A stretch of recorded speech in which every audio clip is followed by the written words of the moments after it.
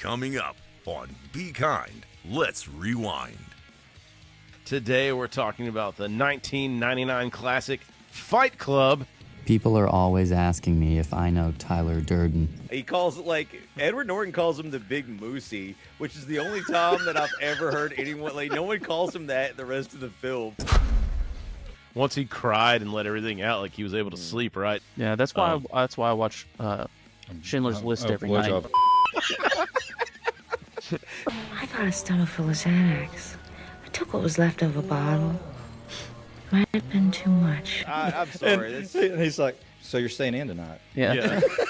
You can't tell me you haven't been curious with your pants off watching this movie. If I was at the beach and like Brad Pitt came up to me and he like tried to kiss me, like I would push him away at first. 4, 3, 2, 1. Cue music. Welcome to Fight Club.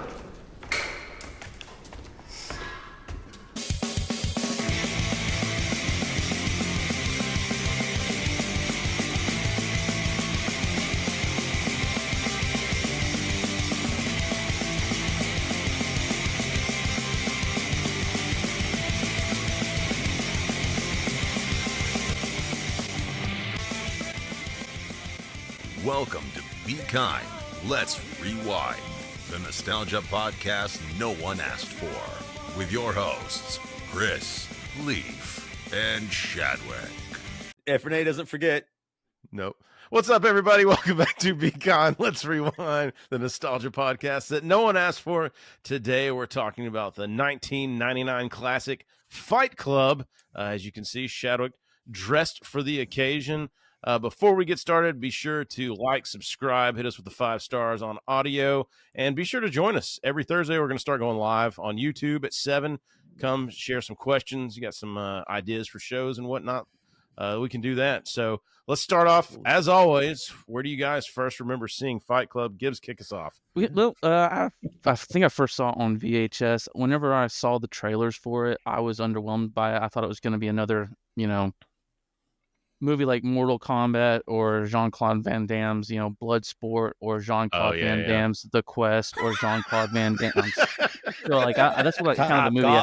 Time Cop. Yeah, dude. Hard Target. I just thought it was just going to be a bunch of Lionheart fighting and with dudes without the shirt. So I was like, I don't want to freaking watch this shit. But a guy at school insisted. He was like, I know you're going to like this, and he gave me a VHS of it, and I was like, oh, this. Did this movie come out before your love for Brad Pitt? No, 7. Oh. Okay. But I'm telling you, like, shit, man. He had just done Meet Joe Black, so shit, man. Now it's all gone. He was in. I first remember seeing this when me and Gibbs lived together at 1507, and I was hammered drunk. And Gibbs was like, "Oh, this is like one of my favorite movies." He pops in the DVD. Was Jesus playing bass? I was fucking watching him play. I watched the movie, and then as me and Leaf have talked several times, just turn around. I'm like, "Oh, how's your day been, Leaf? Like this movie you got to fucking paying attention to." And then went to go grab a beer, all this other shit. Anyway, long story short, when the end happened, I was like, "Is this the same movie? Like, is this real life?" And so when I went back and rewatched it this time, it's probably been the first time I watched it since we lived together. Not that first time. We watched it a couple times after that. But definitely an awesome movie and a different movie when you're sober watching it and paying attention. Leaf? Yeah, it is. I actually went the first original time. I'm not even sure this counts because I was on a date, believe it or not. It literally doesn't, because I was literally trying to get a little bit of under the shirt action. It wasn't happening, and then after that I just like went to the bathroom for 15-20 minutes. You know what I mean? Like I did, like in the middle, like my whatever date happened to Jeremiah, by the way. He was like, "Yep, nope, I'm out."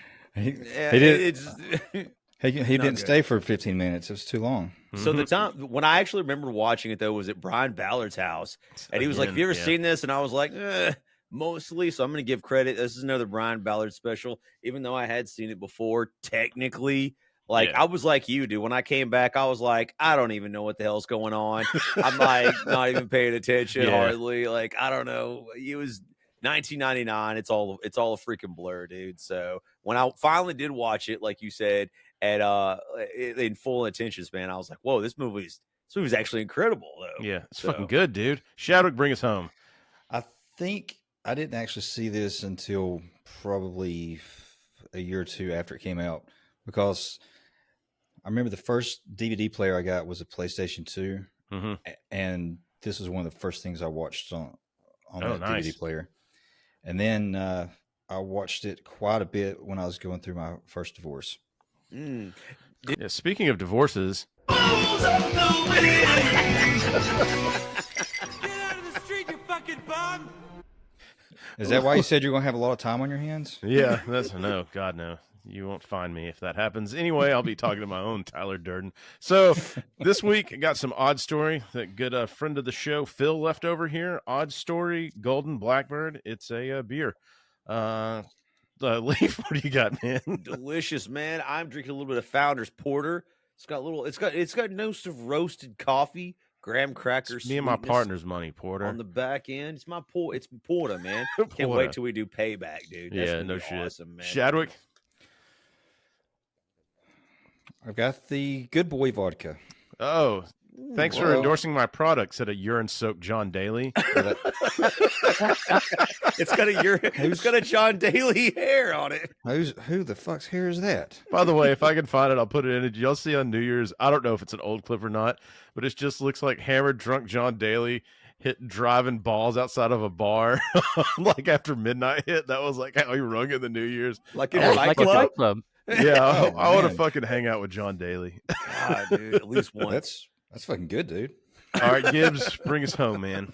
No, I've got my good old trusty Bud Light. That's right. Of course, and I'll be supplementing that with spicy pickle vodka from the original pickle shop. I fucking sent Gibbs a picture yesterday. There's like one lonely bottle of pickle vodka on the shelf at this liquor store, and I was like, "You're literally keeping these people in business." I mean, this was the last of the spicy pickle on the shelf. I almost had to get the regular dill pickle, and I was like, "Ooh, no, if I can do that shit." Dude, sponsor our podcast. The CEO. You have to say a dill pickle, not your dill pickle. Yeah. The CEO sends Gibbs an email. He's like, "Listen, my kids aren't having a Christmas if you don't you know, pounding one of these a week. I don't know what to do, man." But before we go over into our show, actually, leads me to shit stuck in my head this week. Hey guys, do you like beer but can't get drunk from beer? Then try new vodka beer. The can says beer, but inside is 12 ounces of carbonated vodka. And the best part is, your wife will never know. Honey, I'm so proud of you, cutting down to 1 beer a night. Take off your underwear. She don't know. Bring us home with some vodka beer, man. I said that to my wife. She don't know. She don't know. So, all right, man, let's get over into it. Fight Club from 1999. Leaf, hit us off with some boring-ass facts. Absolutely. But before I do, I just want to say, we're about to get into this movie pretty deep. Spoiler alerts, etc., are in full effect. If you have not seen this movie, I think everyone here will agree. Pause the podcast, go and watch the movie. It is incredible, and because you find out at the end that Bruce Willis was dead the whole time. He's fucking dead. Interesting. That movie came out 1 month before this movie came out, so it was it was an era of plot twists. Yeah, it came out. What a twist! Since came out in August, and this came out in September. Yeah, this one has a pretty major plot twist, so you definitely need to go and watch it if you haven't already. But for those of you who are powering through along with us, Fight Club is a 1999 American film directed by David Fincher and starring, of course, Brad Pitt, Edward Norton, and Helena Bonham Carter. It is based on the 1996 novel by the same name, Fight Club, by, how do you say this, Gibbs Chuck Palahniuk? No, work through it. Palahniuk? Palahniuk with the fuck? You nailed it. Dude, exactly. Not gonna work here. I'll be damned. Had a budget of 63 to 65 million, but pulled in a cool 101 million at that elusive figure that we'll never find out. I have to assume sold $1 trillion in DVD sales and rentals. That we'll never be able to find that fucking money. But and evidently did spawn, I believe, a comic book, Fight Club 2 and even 3. I'm not mistaken. Yeah, I don't know how. No idea what those are about. Yeah, but so Gibbs, you read the book, right? Yeah, like about 20 years ago, I read the book. It's pretty close to the book. It veers off at the end. Like there's a lot of changes in the end. I've not finished the book. I'm probably 2/3 of the way through. I noticed the guy that did the screenplay, Jim. I guess it's Alls. Will you work through it? Yeah.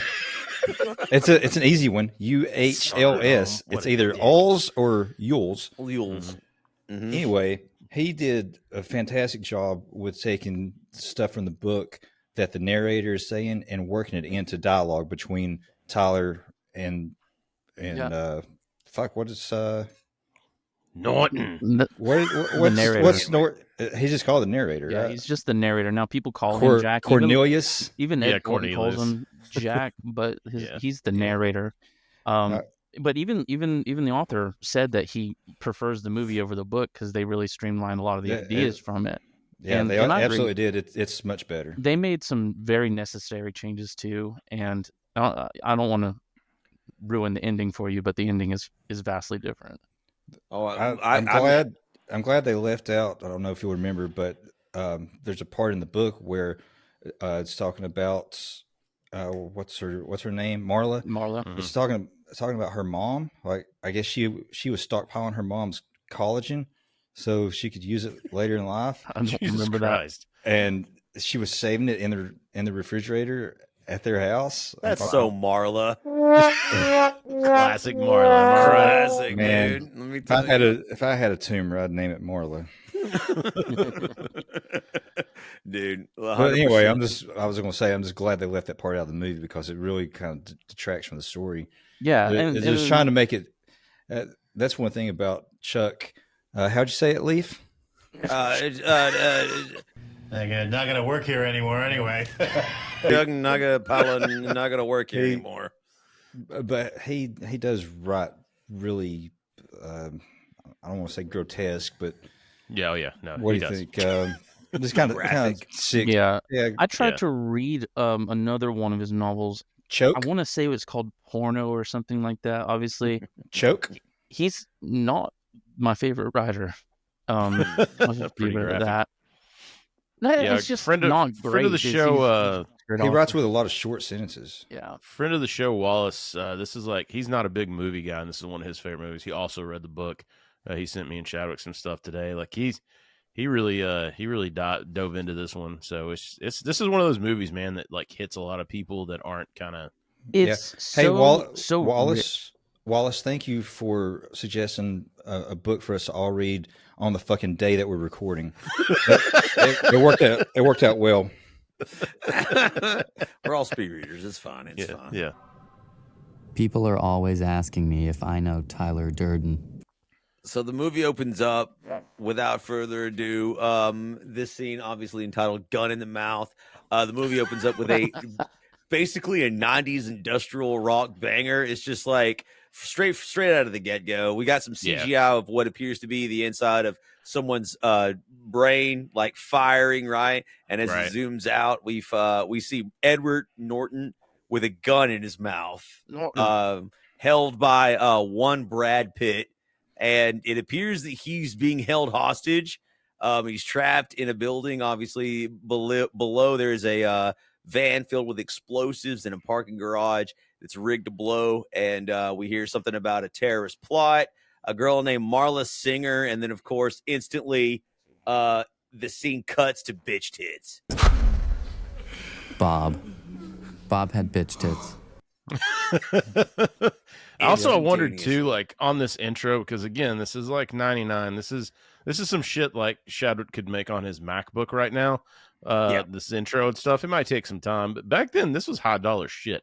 Yeah, that whole intro. It's still good. There's several scenes in this movie where it looks like the camera is panning through a garbage can or something. Yeah. And it's all really good. Yeah. The use of CGI in this for this era is incredible because a lot of times you really just can't tell.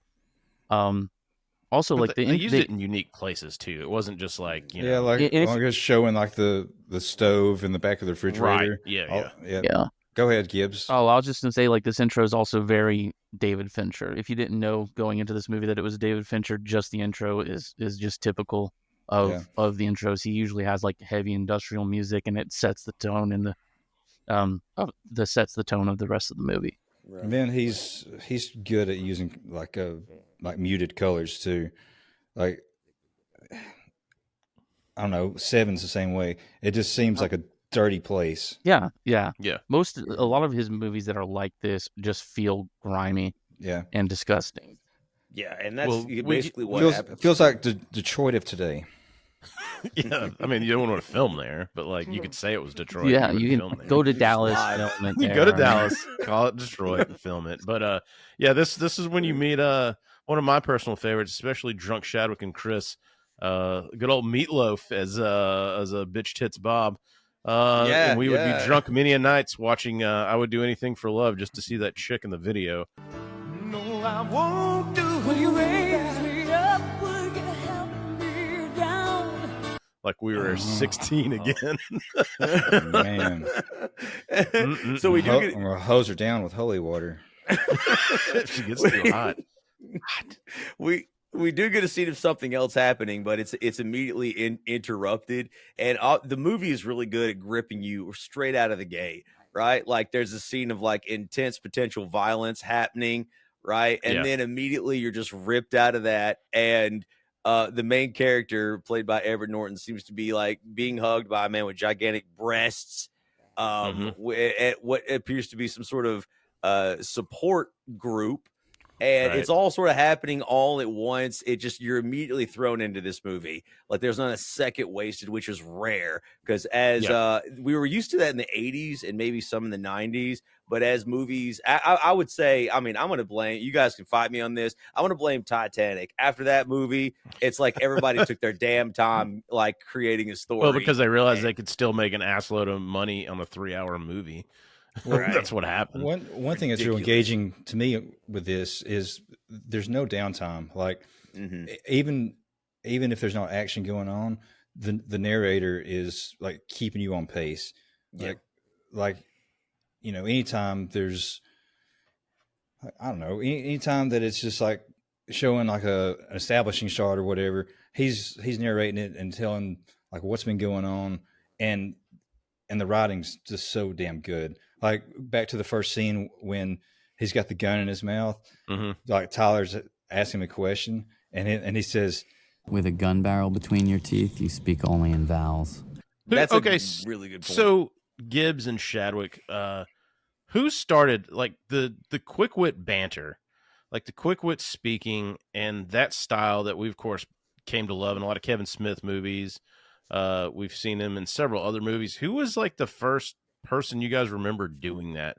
Because I remember seeing some people like, especially like with Kevin Smith, Jason Lee was really good at it. But like when it started happening, I was like, I want to be smart enough to talk like that. Is what I remember thinking when I'm watching it. There was an era in the mid '90s where this kind of started taking off, and in so many ways I enjoy it, and sometimes I really think it's awful. Like, but where I remember it starting or taking off in the 90s was Scream, where all the kids talked like they had fucking PhDs and knew everything about everything.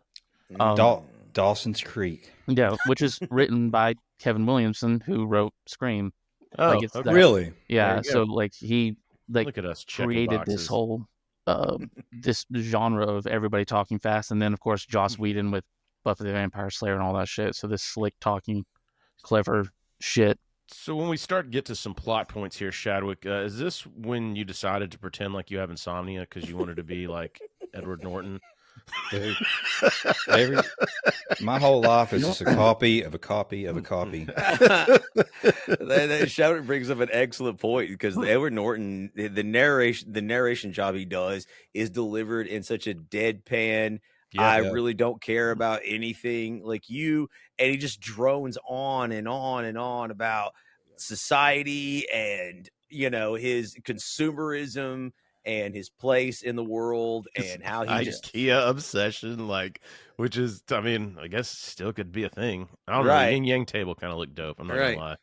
we're jerked again into the next scene, and he's basically at work, and immediately he's just talking about himself, and he's explaining, his whole basically life theories and his ideas about what's, about people's place, and he goes on a long diatribe about meaninglessness of life, and we get the scene about his obsession with Ikea.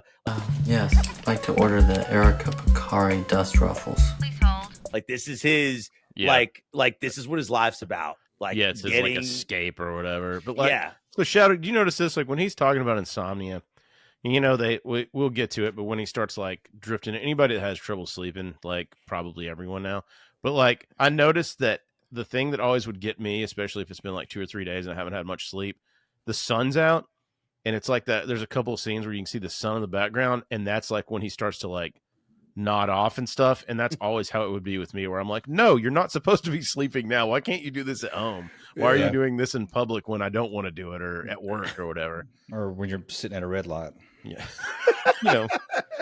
wherever you happen to be. And so like as he's explaining, his sort of theories of life, you're seeing his workplace, you're getting some CGI, like we mentioned before, of like Starbucks cups and just the wastefulness of like human society at the pinnacle in 1999. And if you're quick-eyed, you start to see a flash of something. Dude, I caught it yesterday, like when I was watching it, and I was like, oh, hold on. And I like went back and I was like, well, I'll be damned. Well, David Fincher originally wanted to start doing that right as the 20th Century Fox sign came up at the beginning, and 20th Century Fox was like, no, no, you can't put that in our symbol. So like the next one is Regency Films, and he asked if they could do it during the Regency Films little animation thing, and they're like, fuck no, are you serious? So like we would have had 1 or 2 before this, but no, these guys are I think the first one is when he's talking to the doctor, right? And the doctor's like, no, you cannot die from insomnia. Which I don't believe. that scene with the doctor too, like the sort of foreshadows a lot of what happens. He tells the doctor he doesn't even remember getting places. He blacks out and he forgets and stuff like that, which leads is where he ends up. If you go to sleep and wake up in a different place, you wake up as a different person. Dude, that's this whole scene it always like makes me laugh, because we're just learning about Tyler's life, his philosophies, and like we learn he has a job where he travels. That plays a key role like later on in the film. And he does go to the doctor for his insomnia. He tells the doctor that he's like losing time, and the doctor's like, you just need valerian root and exercise. He just blows him off. And the only other so like this whole movie could have been avoided if we had a doctor that gave a shit. I find that I actually do sleep a little better when someone blows me off. Well, the doctor doesn't. In fact, the doctor's only other advice. You want to see pain? Swing by First Methodist Tuesday nights. See the guys with testicular cancer.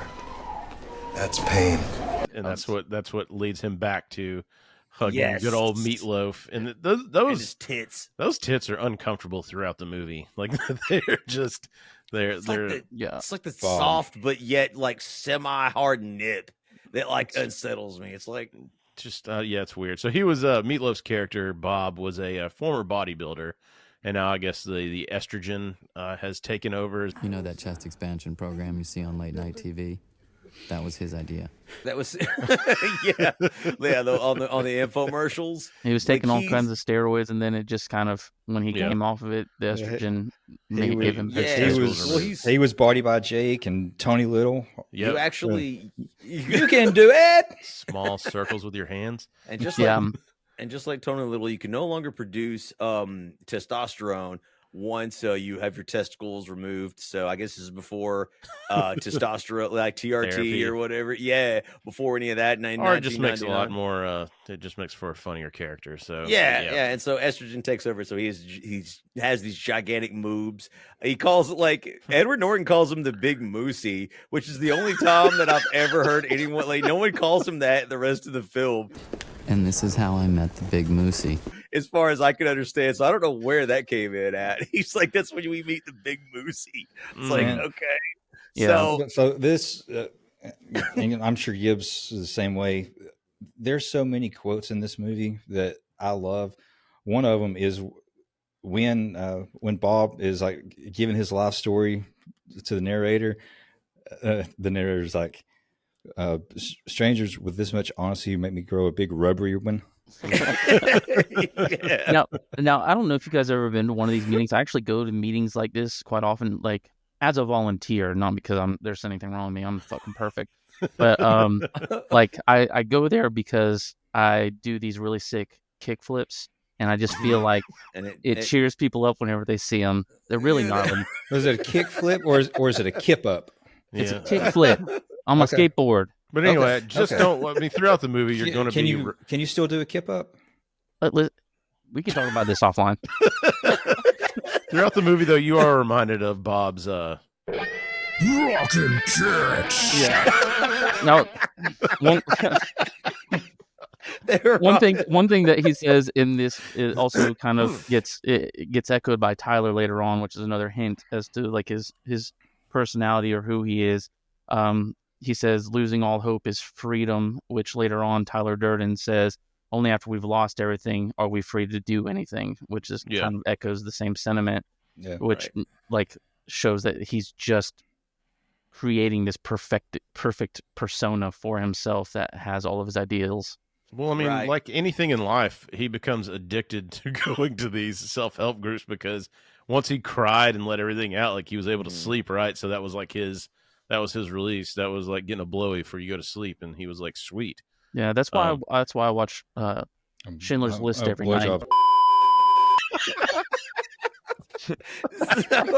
Thank you.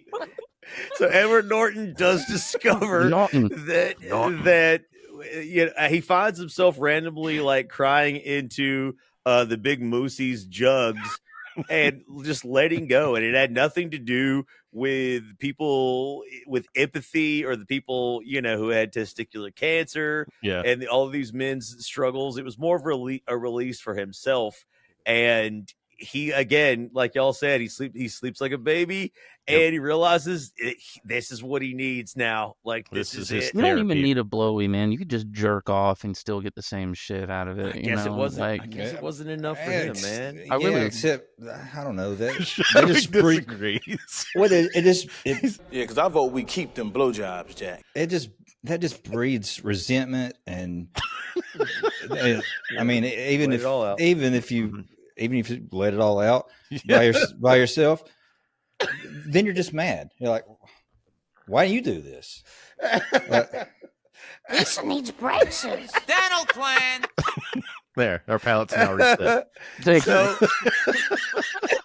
So Edward Norton's character decides to go to like random support every night of the week, right? Like every night of the week he had one. Well, he has to sleep. Like this is the only way. So every night of the week he's got his brain parasites, his bowel cancer, blood disorders, testicular cancer. Yeah. There's tons of different ones, and it's working, man. He's straight up admits that I'm addicted. You know, I'm out here, and I am just. This is what I love. This I'm able to cry. I get attention, and in a lot of ways, you can kind of see. Like he's lonely, and I don't think it ever admits this, but I mean, this is what I get from it. That he's a lonely guy. No one cares about him. And he's getting like all of this attention. He even admits at one point in time that when like he doesn't even have to say anything, and everyone just assumes the worst about his situation. And comes in and gives him all this love and attention. And he's like, he loves it. And so I think before it was just he was just obsessed with his worldly possessions, right? Before this is like kind of where it starts to open his brain up that there's other things. His glass bowls and imperfections, proof that they were crafted by the honest, simple, hardworking indigenous peoples of wherever it's from. Exactly. And I think that's one of the points of is that stuff was empty. He knew it. He admitted it as much, right? And that wasn't doing the trick. That's why he had insomnia, right? Like there was just he couldn't.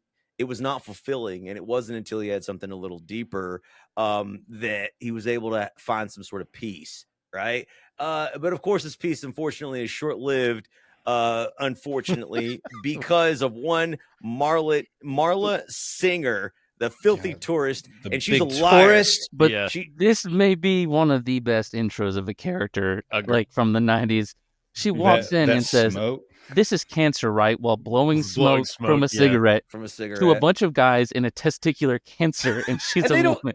And they don't even throw her out; they just let her stay in the background. Like, but it's good too. Like, just the visual aspect of it, because I'm sure that's CGI too. But it's just like this big, like billowing. Oh yeah, like wavy puff of smoke. I think that smoke just lives inside her soul. Yeah, maybe. It was just. I mean, it made for. I know someone like that. That's my favorite scene. This is literally one of the. I had to pause it because I was laughing so hard because Edward Norton's character is like a little child. He's like really he's so mad. Yeah, and he's so mad that she's there, like in the testicular cancer support group. And my favorite line is he goes, "She doesn't even have testicular cancer. She's a liar." Yeah. Like, it's like, of course she's a liar. She's a want to grab her and be like, "Marla, you big tourist." Yeah. Dude, you know what's great is when I was thinking of when I was watching this, I was reminded of somebody that will come up with a meme or post a clip from like an old TV show. Yeah. And then someone else will take that and then post it as themselves. And they're like, "You actually stole that from blah, blah, blah." And I'm like, both of you motherfuckers stole that from The Simpsons. Like, this doesn't belong to either of you. That's exactly what this is. Like, it's This like, literally it doesn't belong to him, but he thinks it's his thing. And who hasn't had some kind of an issue with someone, and you run through the scenario of like how you're going to tell that person off, over and over in your head every fucking day of my life, pal. Yeah, and then it just. By the way, me and you need to have a conversation later. Hey, and she's why everywhere. wait? Come on, I'm right here. Do it. Come Kill on. me. Do it now. Why are you so beautiful all the damn time? Yeah, see, I don't think. I mean, to me, I've definitely not recently at all. Fuck how you want to fuck. I've definitely not recently wanted to tell anyone off at all. So I mean, like, definitely not recently at all. You never felt that. You need a little kind of trauma. You need a little insomnia in your life. That'll cure that. Yeah, it's true. Somebody doesn't use their blinker. I'm like, "You dirty so and so." Or if I know Gibbs fucking hates it if somebody blows grass into the road. Why is that like one of your? You hate that too. That does not bother me at all. That's a Shadwick thing. Was that a Shadwick one? Oh, okay. I couldn't tell. Fucking hate when I'm driving down the road and someone's mowing their grass and they're blowing it like right into the road. It's going. And he's like, the motorcycles. I'm like, fuck the motorcycles. They should be driving a safer vehicle. Fuck the motorcycles. I don't want to side of my car dirty. Shadowkin is in Snake Mountain with his IKEA furniture everywhere. Edward Norton is furious about Marla because not only is she at the testicular support group, she's at all of them. Yeah, like, and he admits it flat out in the narration. He hates her because she reminds him that he's also a faker. He's jealous. Her lie reflects his lie. His lie, and he hates it because he's being exposed, and it stops working. Like, he's unable to sleep. She's ruined everything, absolutely everything. So as Shadwick said, he musters up the courage to confront her, and it just goes miserably. Like, absolutely. She just calls him out. She's like, I saw you practicing this. Practicing what? Telling me off. Is it going as well as you hoped? I love that line, like that she saw him practicing it. Like, it's so that did it go like because, you thought it would? Because of him, because of him, that's so deflating, right? Yeah. Yes. You're like, all right, I'm going to tell this bitch off, and then she's completely unfazed. She's like, oh, I knew you were going to do this. What now? She's like, is Johnny Depp in this film? It turns, because unfortunately she happens to be clever. Like, she's a weirdo just like him. Johnny Depp don't know much about AIDS. So they have it out, and they decide they're going to split days, basically. Custody of the fucking treatment of the cancer support groups, the parasites. Yeah, like, legitimately, it is like one of the dumbest things ever. And then we kind of get a montage like actually right before this of him going to the various support groups, we meet that one was her name Chloe or whatever. All I want is to get laid for the last time. I have pornographic movies in my apartment and lubricants and amyl nitrate. Thank you, Chloe. Oh, she's so desperate to get laid. Dude, when she starts going off about like the lube and the fucking anal nitrate, I laugh. Nitrate. I laugh so damn hard, and then I'm like, man, who wouldn't take that on? Yeah. You don't look like what they say. Looks like what actress was it? Glenn Close. I can't know. Oh, Like was a skeleton or something? No, it was Meryl Streep. Like Meryl Streep. Yeah. He's like Meryl Streep's skeleton just walking around smiling at everybody. And that's when I realized that this movie was like a dark comedy because it's really messed up. This woman's terminally ill, for those of you who haven't seen it. She's trying to get laid one last time before she dies. There's no hope. And she like uses her speech stop to try to like lure somebody to have sex with her. I had to look at what amyl nitrate is. It's like riddled throughout this movie. Sure you it's did. like you have like bitch tip Bob, you have blowing the smoke at a cancer treatment, you have this like the entire time he's in these, it's like just gym after gym. Right? Oh, it was. I think there's one of the guys in the testicular cancer, like his ex-wife had just had a kid. Oh my God! Yeah, and that one's and he's like, and thank God. He's like, he just good for her. Yeah. Yeah. Because he wanted to have children because of his testicular cancer. He can't. His wife just divorces him and moves on. He's trying to be as brave as he can. Let me tell you, kids, you're not missing that much. Everybody that doesn't have kids and wants kids, once they have kids, they're like, oh, fuck. What did I do? If you wait to have kids until you're ready, you'll never have them. Yep. I just want to let y'all know the two people that have kids are talking the most trash, and their kids could totally be watching this. My son's nickname is The Mistake by the Lake. Both of their kids are like two of the best kids I've ever seen in life. So obviously joking, but let's get on to meeting Tyler Durden. Right. So Marla Singer. One last thing, Marla Singer and the narrator Edward trade numbers. They decide, just in case you realize that Edward kind of he's disgusted by Marla, but he's fascinated a little bit. They do have something in common, being that they're both the weirdos that are going to faking, illnesses to get into these support groups. But so they trade numbers, they have each other's number, and they move forward. And we get to Edward's job. Again, as I mentioned before, he's traveling, he's flying all over the country. He appears to be, I don't know if Gibbs knows exactly, like I looked it up and they call him a salaryman, but he's doing some sort of like insurance work, he's a recall specialist. So like he has to, he investigates like accidents and stuff like that. And he has to determine if it's more expensive for the company to do a recall or just let people fucking die. Right. And there's an actual equation he references in this that it's and like, he's like, if it doesn't add up, then we don't do one. Yeah, that's so fucked up. And they show him at a car like that's burned up where a family has burned to death. And that car is the same car that they use later on whenever they get into a car crash. Oh, really? Towards the end, yeah, it's a 1990 Lincoln, so it's the same car. The father must have been huge. You see where the fat's burned to the seat, the polyester shirt? They're laughing. It might make a good anti-smoking ad. Yeah, there's a retainer in the ashtray. It might make a good. In the ashtray. Yeah. But on one of the. Why are you laughing at this? Jesus. Yeah, they're dead. They can't have feelings hurt anymore. They're dead now. What they went through was so excruciating that having their feelings hurt is nothing.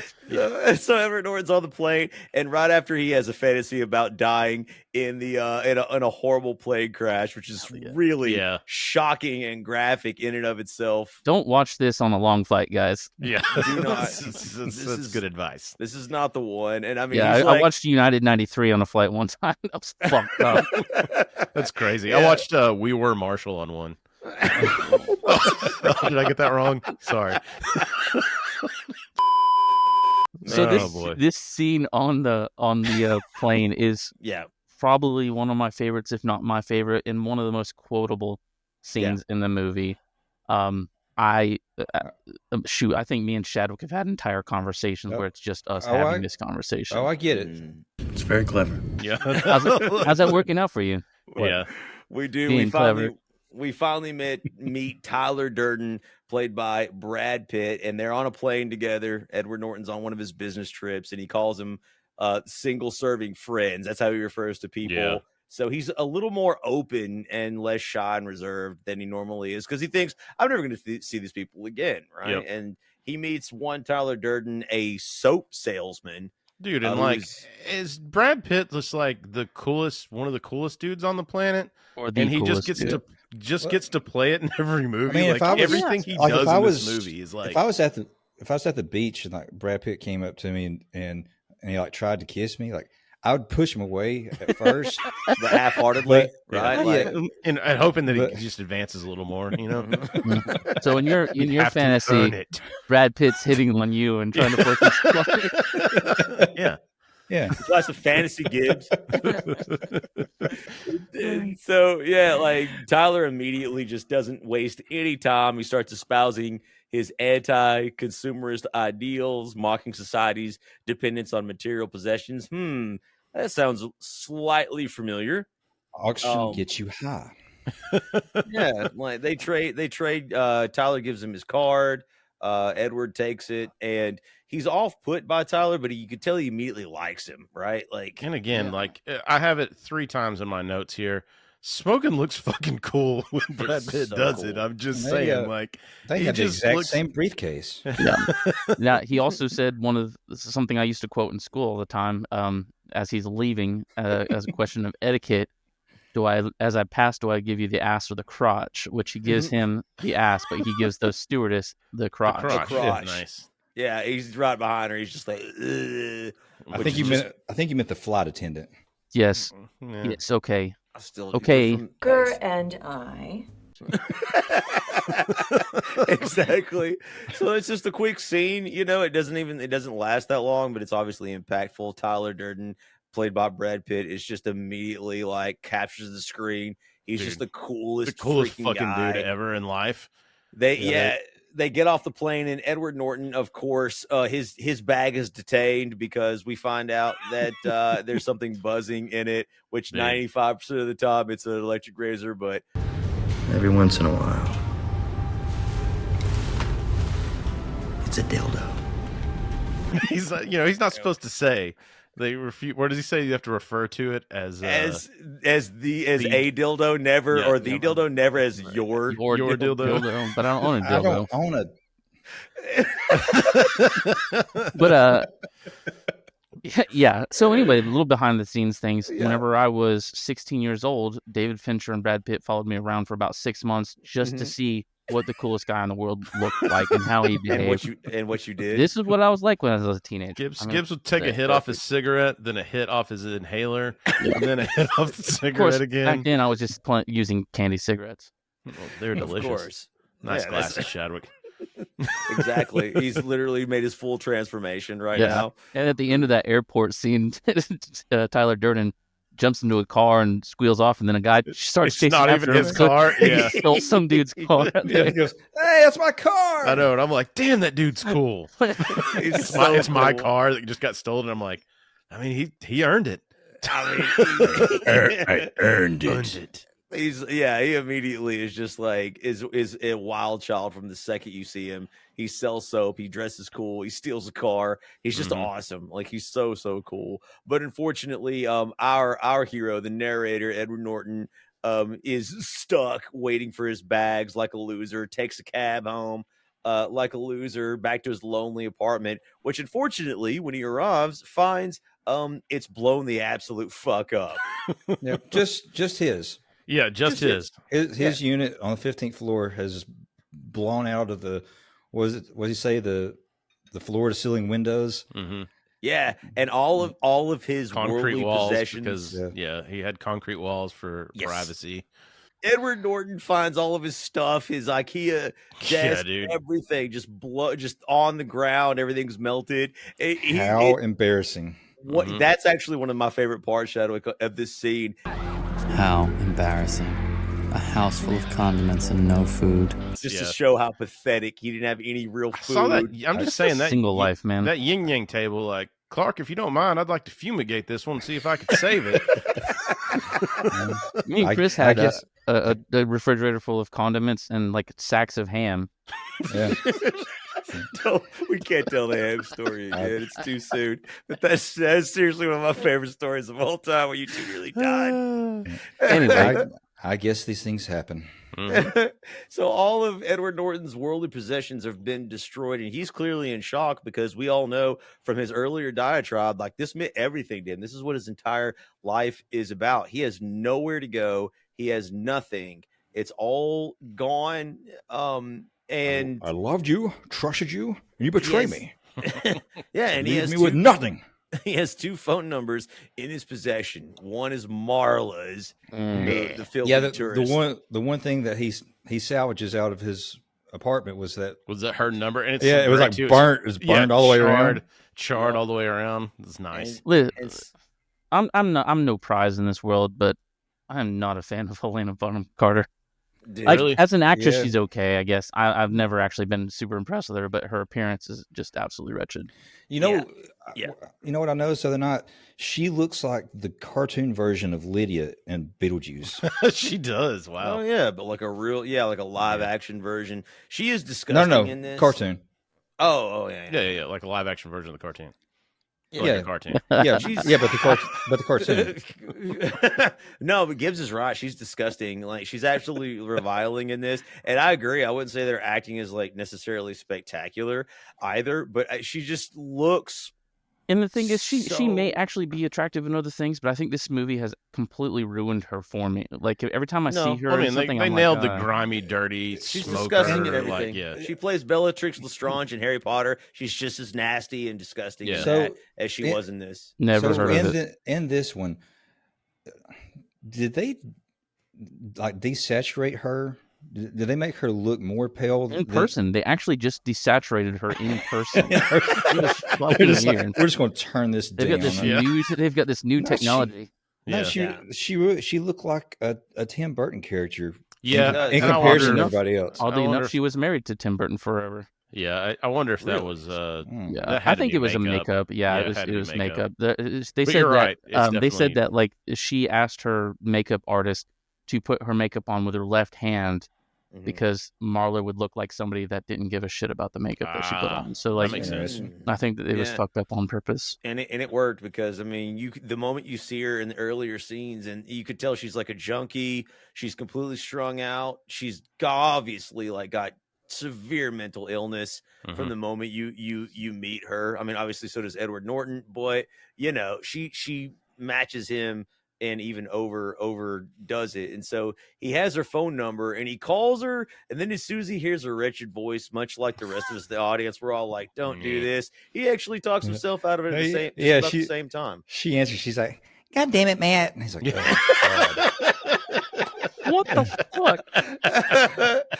We're cutting ties with everybody on this episode. And so so he calls Tyler. Because he just got his phone number. The on only the plane. other phone number he has. And I just want to spend some time on the phone call on that scene. It should just be a very cut and dry, boring little scene. But the way the camera is rotating and panning around the phone booth, like you see the structure, and then you see the glass. You see the structure. You see the glass, and it's just like real smooth, but he keeps changing pace and he keeps changing the music. So it kind of like, it just gives you this anxiety or tension. And then when he calls Tyler, he doesn't answer. So you have a little more tension, and then he's about to walk off, phone rings, and he answers it. And Brad Pitt, I think I heard that he likes to eat in he's movies. Always eating something. In a lot of times, it's an apple. Because apples like make you look or seem confident whenever you're eating it. Like whenever somebody's eating an apple, they always seem a little bit confident or cocky. So he does that quite often. I'm pretty sure he's eating chips or something here. Yeah, there's a lot of crunch. It sounds like Leaf a lot of times when. Sometimes that mute button doesn't work, and a fistful of corn chips. But that really like propels that scene to me. Like you can just. It also this isn't something I discovered. I think people with the internet and 4K restoration and stuff like that discovered it later on. But on the phone, whenever he calls back, it says on the phone, "No incoming calls."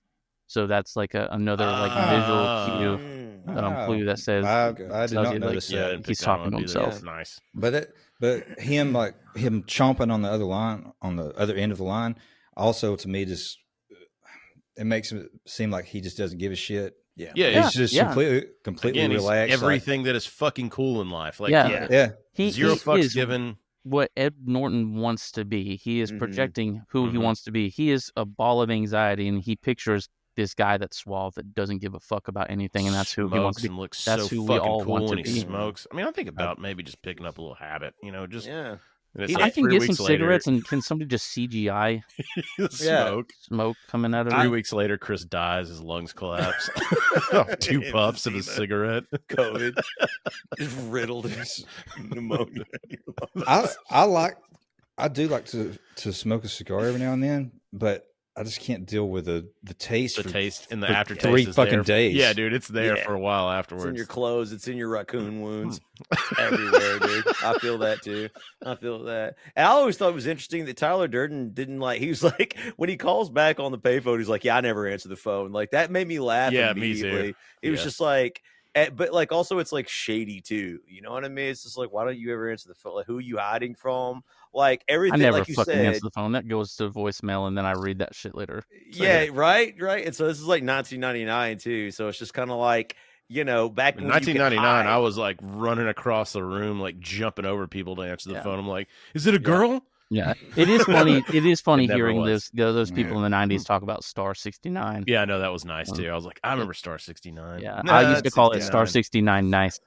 69. So right, so they Tyler and Edward sort of connect there momentarily on the phone, and they decide to go out and have a beer together. I mean, Edward has nowhere else to go, dude. Yeah. And so they meet at this seedy bar. What is it called? Lou's Tavern. Lou's Tavern has some pictures of beer. The sign outside says Lou's Tavern. And this fucking Lou. This scene where they're sitting at the bar is incredible, or sitting at a booth is incredible, because most of that is ad-libbed.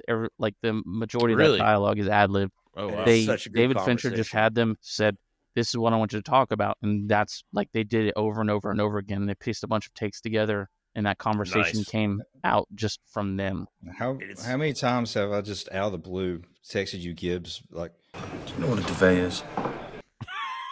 Shit. Honestly, 50 or 60 fucking times.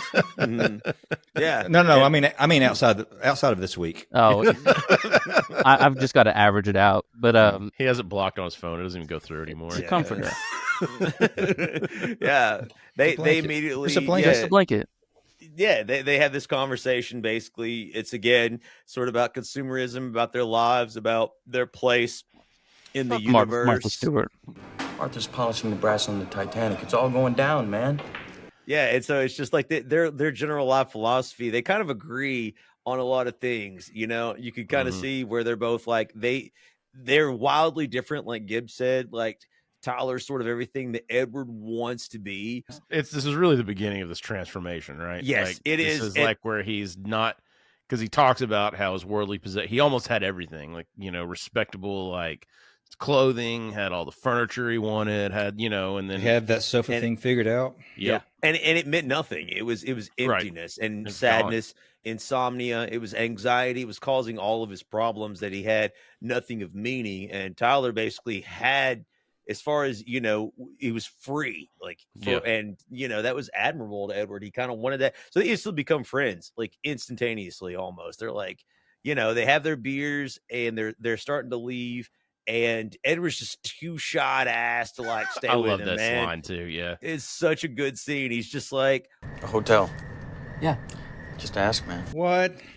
Yeah, yeah. And Edward just can't bring himself to like ask, if he can crash at his pad. Crash at his pad, and of course Brad Pitt sort of like talks him into he wouldn't let him do it until he says the words, and then he's just like, yeah, you can crash with me, it's no sweat. Is it a problem for you to ask? Yeah. And of course before that though, neither of them have ever been in a fight, so Tyler has a great idea. I want you to do me a favor. Yeah, sure. I want you to hit me as hard as you can. Now David Fincher once again kind of orchestrated how this worked out, because originally it was just going to be like a shadow punch, like didn't actually connect, and he pulled David Fincher pulled Ed Norton off to the side and said, I want you to hit him in the ear. Motherfucker! And he hit him in the neck 100%. Like I watched it and slowed it down because I love this shit. But he gets him. It looks like he got him in the neck and maybe the bottom of the ear. But he actually hits him when he wasn't supposed to. No, and he so fucking the reactions are pretty genuine. And I did not know. I love that. Brad Pitt's reaction is so good though. And maybe it was genuine if he didn't know he was going to get hit. But he's like, God, he hit me in the ear. Yeah. Why the ear? Yeah. And it's just like, I told you this is a stupid idea. Like, why are we doing this? And immediately Tyler like punches him in the stomach, like back. He's like, oh man, I'm sorry, I fucked it up. He goes, no, that's perfect. And then punches him in the stomach. Yeah. And then that's one of my favorite parts is so Tyler, he hits Edward in the stomach, and he's like, he clearly does some good damage. And Edward's like kind of doubled over, and Tyler goes to help him. He's like, no. Like he immediately likes, he's like, okay. Yeah. I'm okay. Like, and they start brawling, like beating the shit out of each other in the parking lot and just going at it. When did Liar Liar come out? Yesterday. Was it after this? I think so. It was close though. You're a fucking liar. I'm going to use this really weird Google machine I have in my hand, and I'm going to find out. 97. Okay, so slow down. I'm still searching. Yeah. Yeah. Okay. Yeah, so it was before this. Yeah. So they definitely didn't get the idea of I'm kicking my own ass. Yeah. So so they're out there brawling, and it's just a good time. Like when it's over with, they and anyone that's ever been in a fight with their friends, I'm speaking generally to men here. There's a connection a lot of times with brawls. I know a lot of friends that I've had said they met their best friend. They actually fist fought. Like their best friend, men form bonds through conflict, and immediately a lot of times when someone stands up to a bully, they'll end up being friends. Yeah, that happens a lot in school and stuff. I met Chris. He powerbombed me through a table. That's how we met. He powerbombed most of his friends through a table. Chris, did you tuck your chin? He did tuck his chin. Chris put me in a figure 4 leg lock.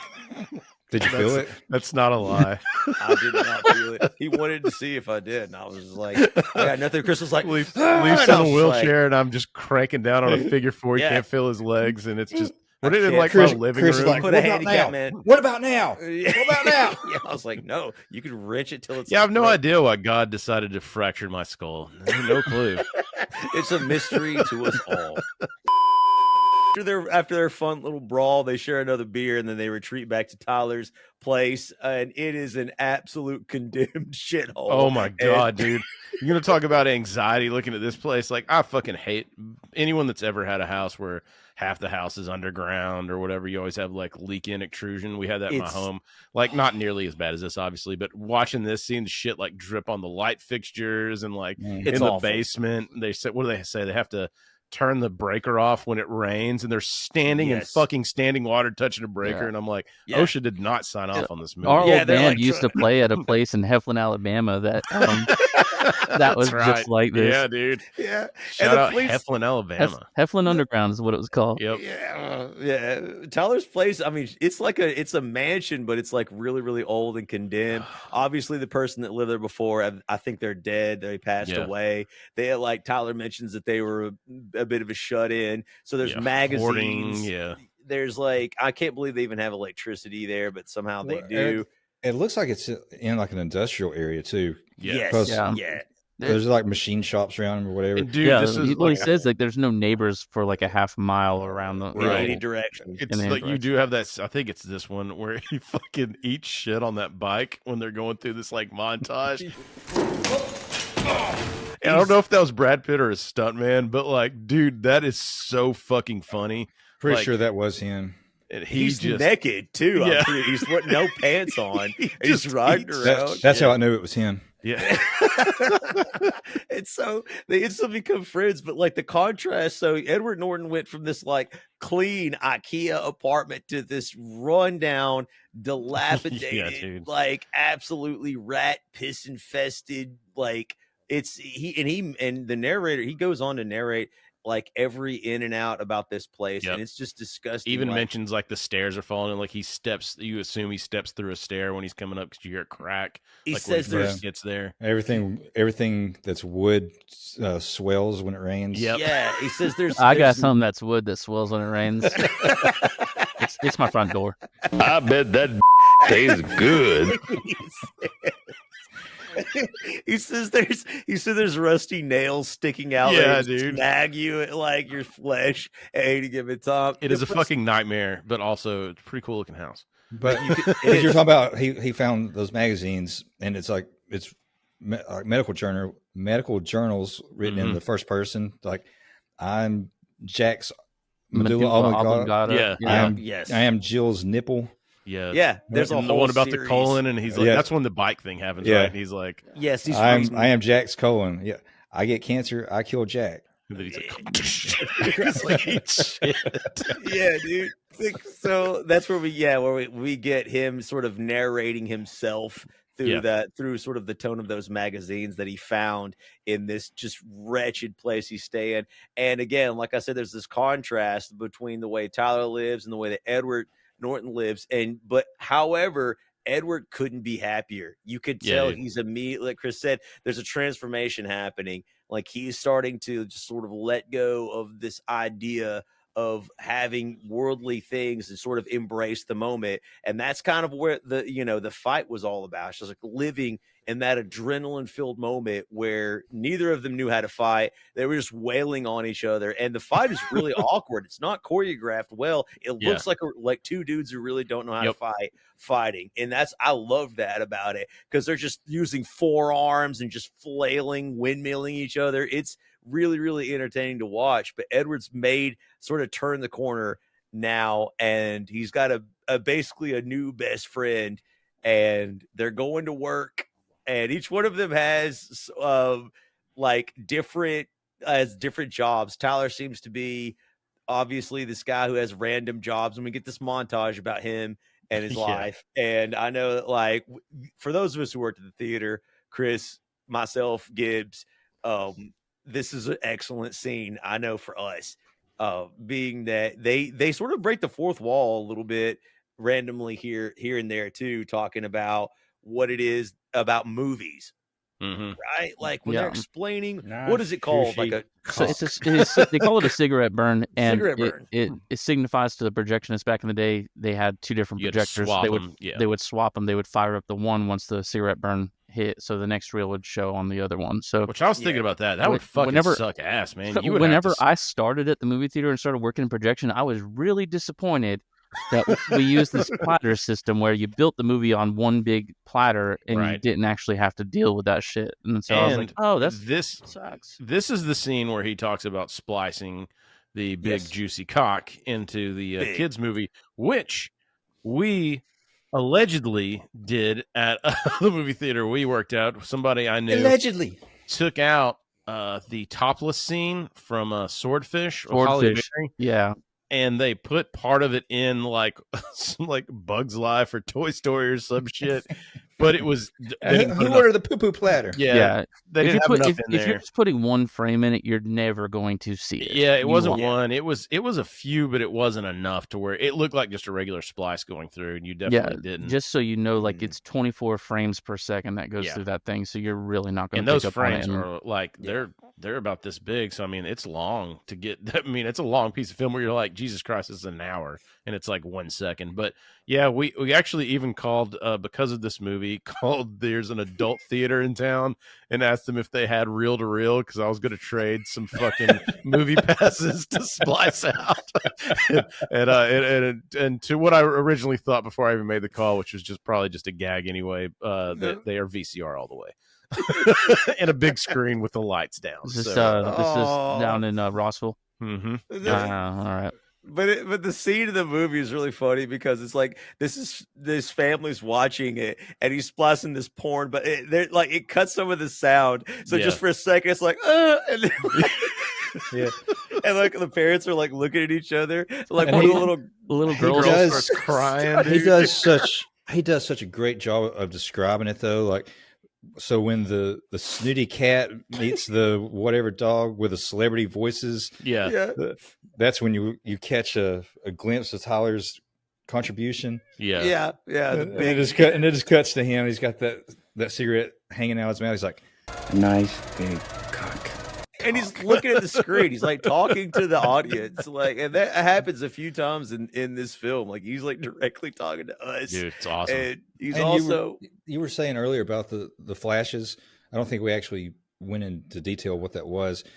So when he's talking to the doctor in one of the opening scenes, as the doctor is walking down the hallway, you see just a half a second flash of Tyler standing there with his arm around the guy. And you see one on the street too, right? And I think you see. Do you see the cigarette burn when it does that? No, not on that. No, because there isn't a real change on that part. Yeah. Yeah. But I always equated that to his subconscious was trying to break through. Right. Yeah, that makes sense. Yeah, that's definitely it.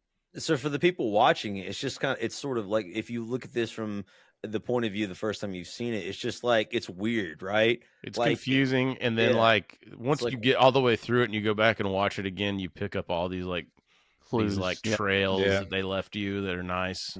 So they're just they go to work normal on the weekdays, but they live for the weekends. Yep. And where they go to the bar, drink, and obviously Saturday night's all right for fighting. Dude. that is a fight song if I've ever heard one, dude. People they start to want to participate. Just random men, they're watching it first, and then now they kind of want to join in. It gets to the point where they start what is known as, obviously, the title of the movie, the Fight Club. That's what that was. Yeah, so they're out in the parking lot again. And I guess it's Tyler and the narrator fighting, but there's a group around him now. Yeah. And yes. And so Tyler knocks him down and some guy steps up and goes, "Can I be next?" Sure, man. Yeah. There's the tie. Right. And so, it sort of escalates and they get more and more people. Finally, we get to the point where, they're going to start the Fight Club, but they actually have a place to fight. The bartender has a basement or a cellar. I assume it's like a wine cellar or something, maybe from Prohibition. I don't really know. But they go down there and they're all fighting in there. And it gets to the point where Tyler tells everybody the rules, right? Like he's the one who's sort of So leading up to that, when the narrator's saying, Tyler, we just gave a name to it, and it's showing them walking into the bar and walking down to the basement, that fucking music that's playing there, I need to figure out what that is so I can set it as my alarm. Oh, it's Chumbawamba. Yeah. No, that's a Tom Waits song, isn't it? I don't know. That's Darude saying. Yeah, I'm pretty sure it's a Tom Waits song that they're playing the first time that they go down in the basement. Mm-hmm. And they follow Irv or whatever. Yeah.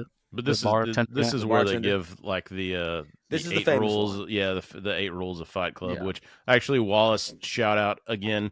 He said his favorite rule was Rule 8, that if it was your first time at Fight Club, you have to fight. Okay, so here's the thing. The first 2 rules of Fight Club, which everybody's like, well, you don't talk about Fight Club, and those are meant to be broken. Those 2 rules are absolutely meant to be broken. You cannot have the final rule that says, if it's your first time, without talking about it. It's the whole thing is to sit there. You say it twice, you emphasize it, it becomes forbidden fruit, and then everybody wants to talk about it, and that's a recruiting tool. Right. Yep. And so, those first 2 rules are meant to be broken so that 8th rule can happen. And so it reminds me of so many dates. Huh? It's like nothing. No, do it. I believe in you. She doth protest too much. She don't know. She don't know. Well, I'll be damned. Yeah, so they're down. So they're down in the basement. Tyler's giving the rules, and Gibbs is 100% right. And Tyler has every person there eating out of the palm of his hand. And obviously, he started the Fight Club with Edward, but Edward's still sort of the shy, reserved guy. It's attracting basically a bunch of men who are dissatisfied with their lives, right? And Edward Norton explains almost that cultish, almost right. Like, one might say. And Tyler obviously is, his philosophy on life, right? Like he has all different types of diatribes he goes on, but basically there's a self-destructive aspect of him, and it's like nothing matters, right? Like you guys are living for wearing khakis, and you guys are living, for all of these consumerist ideals that amount to nothing. What you should be doing is, basically embracing your inner instincts, and that's what life is really about, and that's what Fight Club's about. You breaking free of that, of your fear. And the narrator echoes that statement by saying, A guy came to Fight Club for the first time. His ass was a wad of cookie dough. After a few weeks, he was carved out of wood. you're getting something more out of Fight Club than obviously just fighting and beating each other up. You getting, like you said, it's almost a cult mentality. You're getting the adrenaline, and you're being sort of indoctrinated into something deeper. And like Gibbs said too, like the first two rules are meant to be broken because these men they have something that means something more to them now than also, like, their humdrum lives. When you think that you're a part of something special and it's just you, then it becomes more exciting. You become a lot more integrated into this cult mentality. Whenever you're like, oh man, I'm part of something. It's a secret society, and I'm so special. No one's gonna know, and that's 100%. And Tyler's the meaty is not telling you. And Tyler's getting all the respect because as they're walking around like the city, you see people who are all, and you could always tell people they're always like black eyes and shit. They're really hurt. One guy, I believe one of the bus drivers, the black guy later on in the movie, his nose is like this. Like, and I never noticed that before watching it. And I busted out laughing. Close to the end, there's a bartender, and he's got like the full got cage. The fucking halo. The halo. He said his neck broken, dude. Also, the bartender. Damn, Mom, I got my headgear on. The bartender at Lou's goes MIA. You find out through a conversation. If you're not paying attention, you'll miss it. It's like he broke his collar. Yeah, collar. And it's just he's gone for like most of the movie. But he shows back up closer to the end, and you can see where he's had like surgery, and his arm is like wrapped up, dude. And so it's so consistent, like with the people getting injured, and so the fights are brutal. They're like absolutely brutal, and obviously the rules, like they mentioned, about not mentioning Fight Club and all the others, but like if you tap out, you got to stop. If you yell stop, the other person has to stop, or if you just go limp or unconscious, like you're supposed to stop fighting. Another good point or good detail, I guess, is just the way the sound is mixed with those fights, because you're not getting that like animated like Bruce Lee punch sound. It's like it's a real like smack. It's a meaty smack. It's a real meaty like guttural noise. Like it's much more realistic. You're right than your traditional fight movies from the 80s. Well, and you got like tap outs and stuff too, which I mean is martial arts based. This is really like looking back on this. This is early UFC too. When UFC they studied a lot of UFC videos whenever they were doing this. And this is like this would have been the Shamrock era they were studying. This was very early on, so it's pretty cool. Yeah, and that's the other part about it too. Is it's a good point you guys mentioned too. That reminds me that the fights weren't intended to go until someone necessarily lost. Like you could quit anytime you wanted. Yeah, right? there's no really winners or losers. It didn't matter. If you They're all losers. Isn't there a quick cut to one of Brad Pitt's fights where like he's on the ground with somebody and he's just like punching the guy in the dick a bunch of times? Yeah, a bunch of times. Then that's when he stands up and he's got his shirt off. I'm like, I need to do some crunches. That's after the bus scene, I think. Yeah. Then we have, I guess we have when we start talking about Tyler and Marla's relationship. Man, we derail. Like Marla ruins everything, man. just where the Fight Club gets started, Guys, like Tyler and you don't Edward. understand. This is a love story. You guys are stupid. We gotta bring this raccoon eyes bitch back in here. Dude, man, this ratchet ass bitch shows back. So she calls looking for attention. I'm just on my way out. Me too. I got a stomach full of Xanax. I took what was left of a bottle. Might have been too much. And no, that's. I'm sorry. And he's like, "So you're staying in tonight?" Yeah. He doesn't give a shit. He just puts the fucking phone on top of the Chadwick line there. Yeah, he just doesn't have any time for Marlon or nonsense. But Tyler does. I don't think about you at all.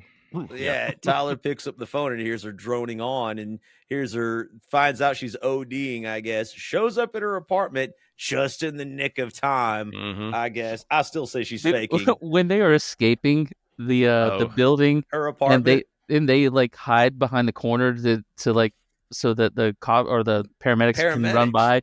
And he's just dancing as if that's the natural thing you would be doing. I lose it every fucking time. Also, this is a drunk Gibbs move too, where he's going down the hall and banging on random doors. That's an old school Gibbs move. Never. They're just two train wrecks. Literally, I'm just mucking around. I've never done drugs. Yeah. So Marla basically not only calls Tyler, but she's evidently called the paramedics and told them she's ODing. And in a fake or real suicide attempt, who even knows with her? It's impossible to be able to tell. Tyler rescues her, brings her back to Edward and his house, and basically just like rails her brains out. And that's where we get this montage of her just getting just absolutely destroyed. If you're watching this one by yourself and the wife walks by during this scene, it's probably a hard like whenever they're doing that sex scene or whatever, it took forever to do that sex scene, and they use the same technology they did for the Matrix with like the Matrix cam and stuff like that. Use body doubles, and mocap suits and shit like that. So like there was a lot that went into just that one scene. They mocapped her titty. She had a mocap suit on. Yeah. No, but they had a body double that like was in her place. I was rewatching this last night, and I got up. I went to the kitchen to get something, and I heard it was like during that scene, and I just heard her screaming the whole time I was in the kitchen. Shadow's poured some orange juice. Nice tall frosted glass OJ. And then walking back in there in his fucking bathrobe and footy or his house slippers, and he's just like sipping it, watching this sex scene. I was wearing my Thunder Buddy. Thunder Buddies for life. There you go. And Edward's completely just disgusted. This is the worst thing. He did not want this to happen. Like he's having a good time. He's really enjoying life. And in comes Marla to remind him again, just to ruin everything. Which anybody that's ever had a roommate has definitely experienced this situation. We won't go into any details from anybody, but yes, he doesn't even know that she's there. Like he's in the kitchen, and like she just like strolls in. This is my house. What are you doing in my house? He knew Tyler was fucking somebody. He found all those used condoms in the toilet.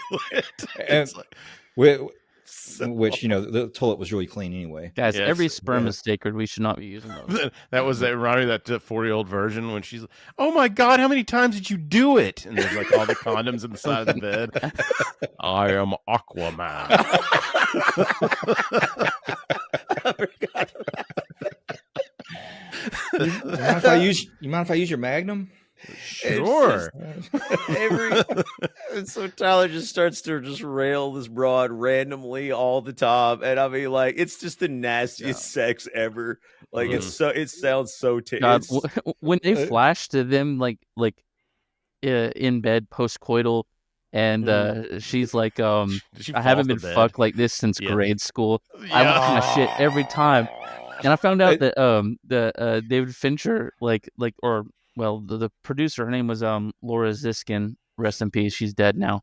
But she had a problem with that. So she said, you need to change that line. And he said, okay, but whatever line I come up with next is going to be the one that sticks. So like originally it was, I want to have your abortion. And so the lady was like, no, you cannot have that. So he changed it to that. And she was like, that's so much worse. And he's like, we made a deal. I love Hollywood shit like that where they're just like, meh, you said so. Yeah. She's mom now, so it stays. So that whole morning after scene though, like Marla comes in, she talks to the narrator, and he basically like gets her out of the house, and then Tyler walks in. Oh, you got some fucked up friends, I'm telling you. That's another Remember thing though. Yeah. That's another thing that me and Chadwick quote to each other all the fucking They time. just like scratching his crotch too, like he's like rubbing down there and stuff. Like he's like, and the shit that would come out of her mouth. Yeah. Oh, dude, he said she needs to wash at one point in time. Yeah, he's I like, hate it, dude. Norton. He's like, she needs a caseworker. She needs a wash. It's not love. It's sport fuck. Man, But then Tyler like lays down the law to him. He's like, I can't have you talking to her about me. Yeah, which should have been another sign. Clue. You know? Yeah, it should have. But you don't think about it like it should have been, because he also does the correlation of they're never in the same room at the same time. My parents did this before they got divorced. So I don't know if Chadwick's gotten to this point in the book, but in the book, like he at one point thinks that Tyler and her are the same fucking person. Because he never sees them in the same room together, so he starts thinking, what the fuck? No, I've not gotten to that. Oh, sorry. Christy asked me last night if I thought Marla was a figment of his imagination or if she was a real person. I thought she was a real person. What are we doing tonight? Tonight, we make soap. Let's get into the whole point of this movie, which is soap making. Yeah. So anyway, guys, I have started my own soap making business. It is called Rewind. Please be kind with the soap. So we will be in litigation very It is actually made out of pure diabetes. It is. It's pure sugar cane, and somebody's a lopped off foot. So after they get rid of Marla, finally, just momentarily, I'm gonna miss her.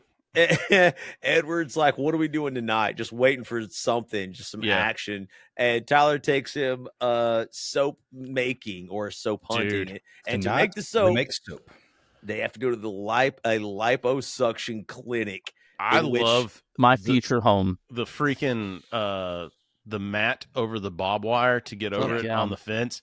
I don't know why. Even the first time I watched this, I remember being like, that's fucking cool. Like a light went off in my head. I mean, I would never do it because I would fuck it up. But I totally tried it one time, and that's the first time I lost my scrotum. This scene was fucking disgusting, bro. Yeah, like this is awful. Now that was one thing I actually did spend a lot of time trying to find out. I wanted to know what that fat was made out of. Yeah. And I could not find it. Like for the special effect. No, like the what they actually put in the damn bag. Yeah. That's the practical effect. Yeah, right. So, yeah. like, I was just like, what did they use for that? Because it kind of looked like the shit from Ghostbusters 2. Because they're using human fat, the liposuction clinic, to make the soap, right? And when he gets that bag caught on the barbed wire and it just opens up, and he tries to catch it.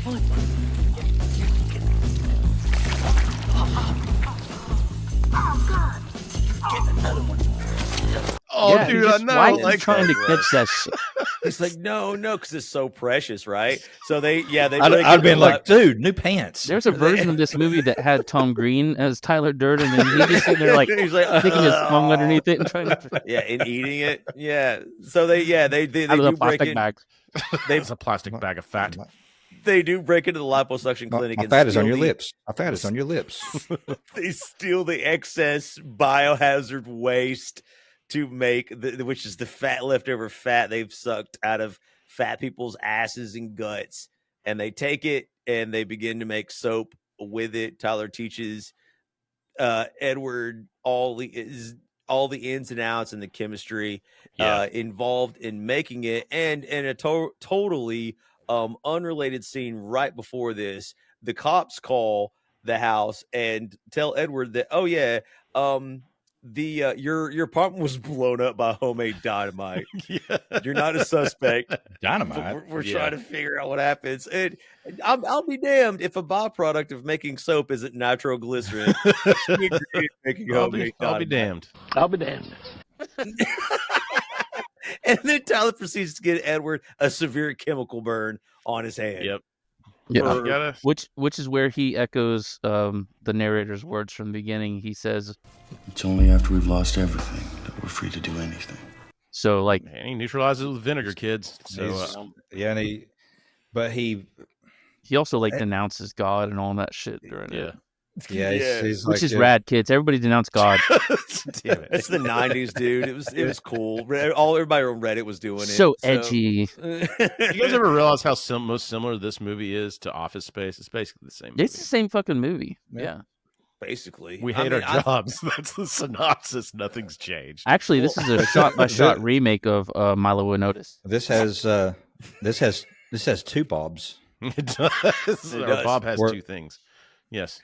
Well, if you notice though, too, I mean, this is another key point in the movie too. So we're starting to realize, Tyler probably had something to do with Edward's apartment exploding. Maybe. I mean, it's pretty obvious. He may have been involved in it. So what we can assume is now Tyler's taken all of Edward's worldly possessions, right? In the first scene.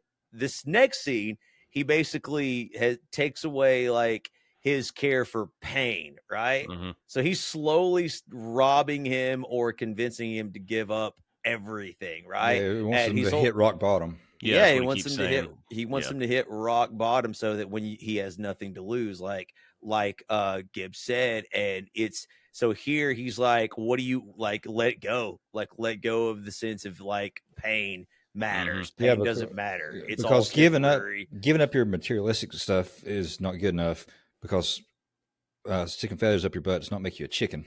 Right. You got to give in to life is pain and suffering. You've been doing it wrong? Yeah, me too. What about the ear? So why the ear? He devolves even further towards Tyler's sort of self-destructive life philosophy in this scene. He gives in, and Tyler neutralizes the chemical burn, leaving a hideous scar. Yeah. On the back of his hand. Oh, you really think so? I thought that was kind of sexy. It's like Chicks dig cool. scars. Yeah, because glory lasts forever. You like it because it looks like an axe wound. Oh, look like some sick Joker lips. It's really, really, really terrible. The next scene, Edward is at work and he's not wearing a tie. He looks like absolute shit. This is where I drew the Office Space comparison, where he just like this is where he just stops giving a shit. Yeah, he like pushes his cubicle wall over. Yep. Yeah, his hand is benched from the chemical burn. He's starting to just give up on everything. Like he doesn't care. He's still there doing his job because he knows he needs money, but all he can think about is Fight Club. Is that your blood? Some of it. He's bleeding all over himself. He basically like his boss finds where he was making copies of the rules for Fight Club. Oh yeah, that's right. And like he starts reading them off, and he's like, "Pretend you're me. Make a managerial decision. You find this. What would you do?" I would be very, very careful. And then like threatens the guy basically like whoever wrote that is very dangerous. He could come in here with a gun. And then he's like snatches it out of his hand. He's like, or maybe you just shouldn't bring me every piece of trash you find. Yeah. which is very reminiscent of something you would expect Tyler to say. So you kind of reminds me of Ricky Fitz being like, okay, I quit. Now you don't have to pay me. Yeah. Or less you're fucking bribing him for Jesus, it's somebody's salary. And we also get this weird scene with Marla too. She calls after this scene with with Edward's boss. Like Marla calls Edward, not Tyler, who she's been railing for these last few scenes, and asks him to check her for breast cancer. She's just having a manic episode. You know what I mean? Like she's just like, I think I have breast cancer. He goes over and he checks her. And you get another little bit of her like depravity. Like when he gets there and she's just stealing Meals on Wheels from people that used to live in that place, but they're dead, but they were still having food delivered. Waste not, want not, my friend. Yeah. Like, Jesus Christ. Waste is a thief. They're sadly dead. I told that to my man. I'm You liked it, poor. didn't you? Mm-hmm. And so, like, she tenderly kisses him, like, Are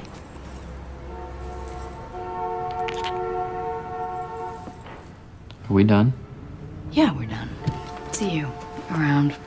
and it's like, what are you doing, right? Like, why is she's clearly having sex with Tyler? Why is she kissing Edward? Like, he's confused as we are. It's like, this is just gross. Everything about this is gross, but there is some sort of disgusting connection between them. Edward does like her. I can't even explain his attraction to her. I don't get it, but it's there. But it's just really, really confusing. Again, He must be Catholic. No, it's not condoms. But we get back to the Fight Club because screw Marla and all of her retarded nonsense. On his way out of Marla's, Edward runs into none other than bitch tits, the big Moosey himself. Good old Moosey. Cornelius! It's me, Bob. Hey, Bob. And Bob is no longer going to his therapy sessions any longer. He's found something new. You guys care to guess what that might be? The liposuction clinic? No, damn it. I feel like that's a really good place for him to be. We're not supposed to talk about it. Not supposed to, but they both find out. Objects in the rearview mirror. Yeah, may so appear closer than they are. They both break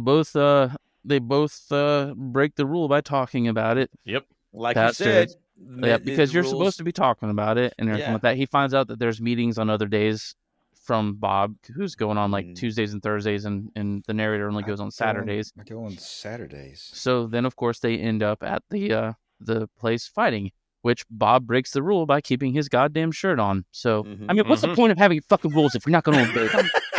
Well, I mean, this isn't super bad. If he gets up, we'll all get up. It'll be anarchy. No one wants to get a glimpse of those warlocks. Nobody. Okay, man, dude. you can't tell me you haven't been curious with your pants A off little bit, watching this movie, wondering what that looks like. I'm curious, but I know I'd instantly regret it. I'd do anything for love. Yeah. So I they don't fight. own a dildo. And basically Bob beats the absolute shit out of Edward Norton.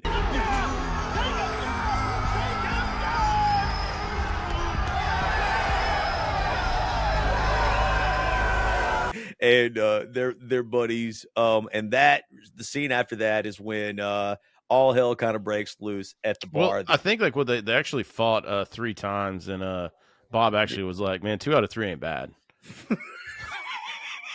Are we done? Yeah, well, I mean, that's excellent.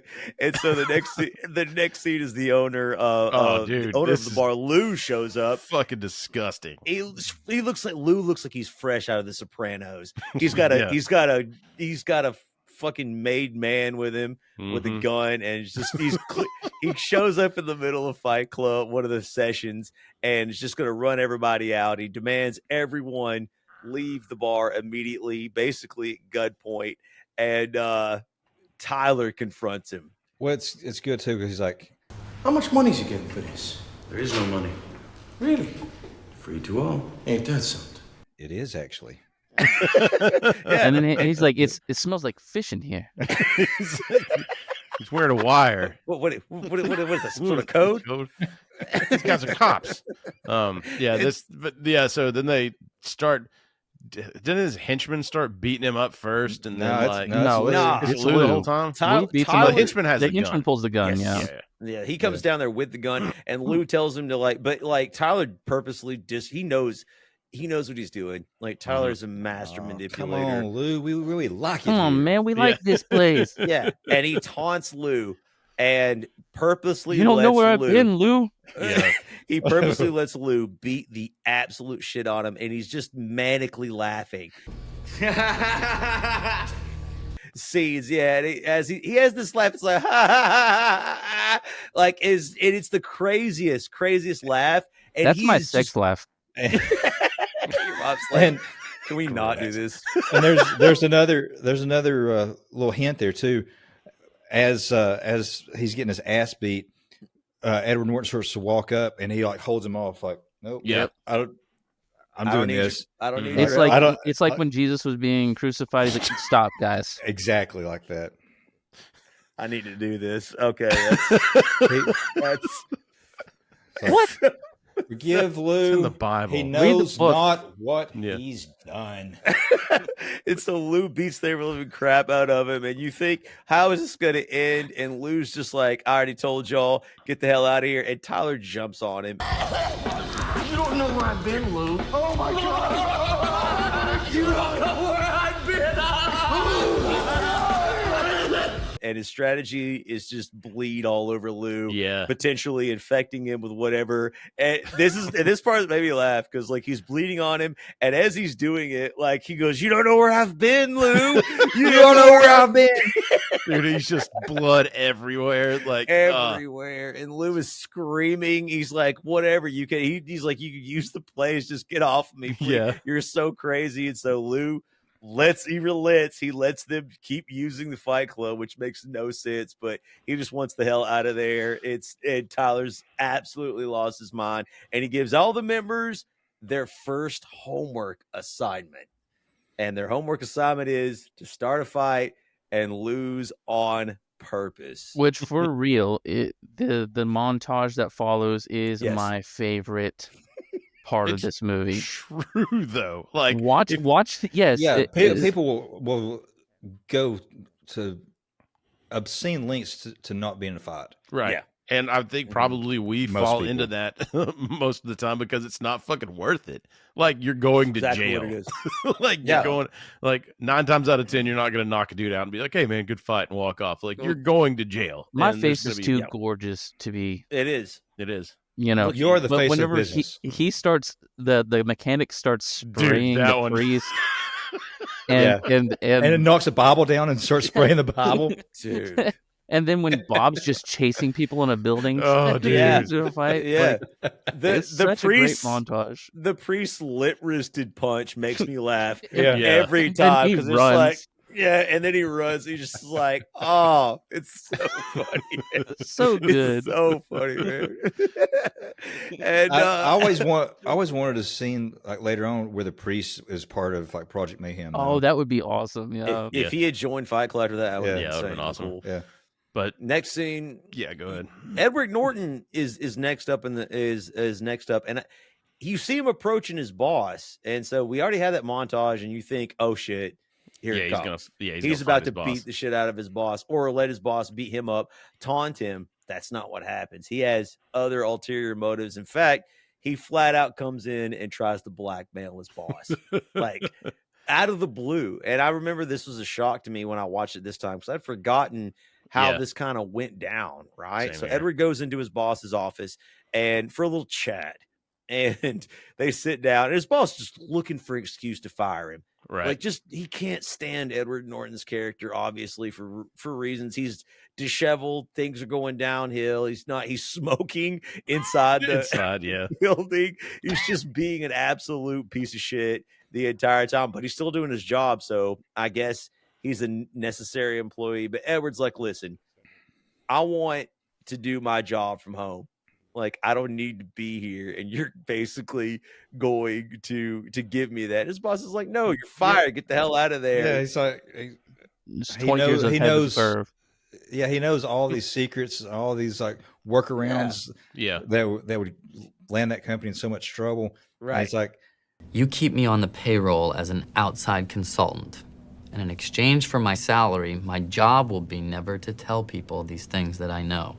I can do this from home. Yeah, and I like that whenever he's like reading that letter, he's like, and mask my contempt for. Oh wait, no, that was American Beauty. I'm sorry. I was gonna say yeah. There are a lot of parallels to that in this. There Again, the late '90s. Prove we that you didn't still hated offer our to save my jobs. job if I let you blow me.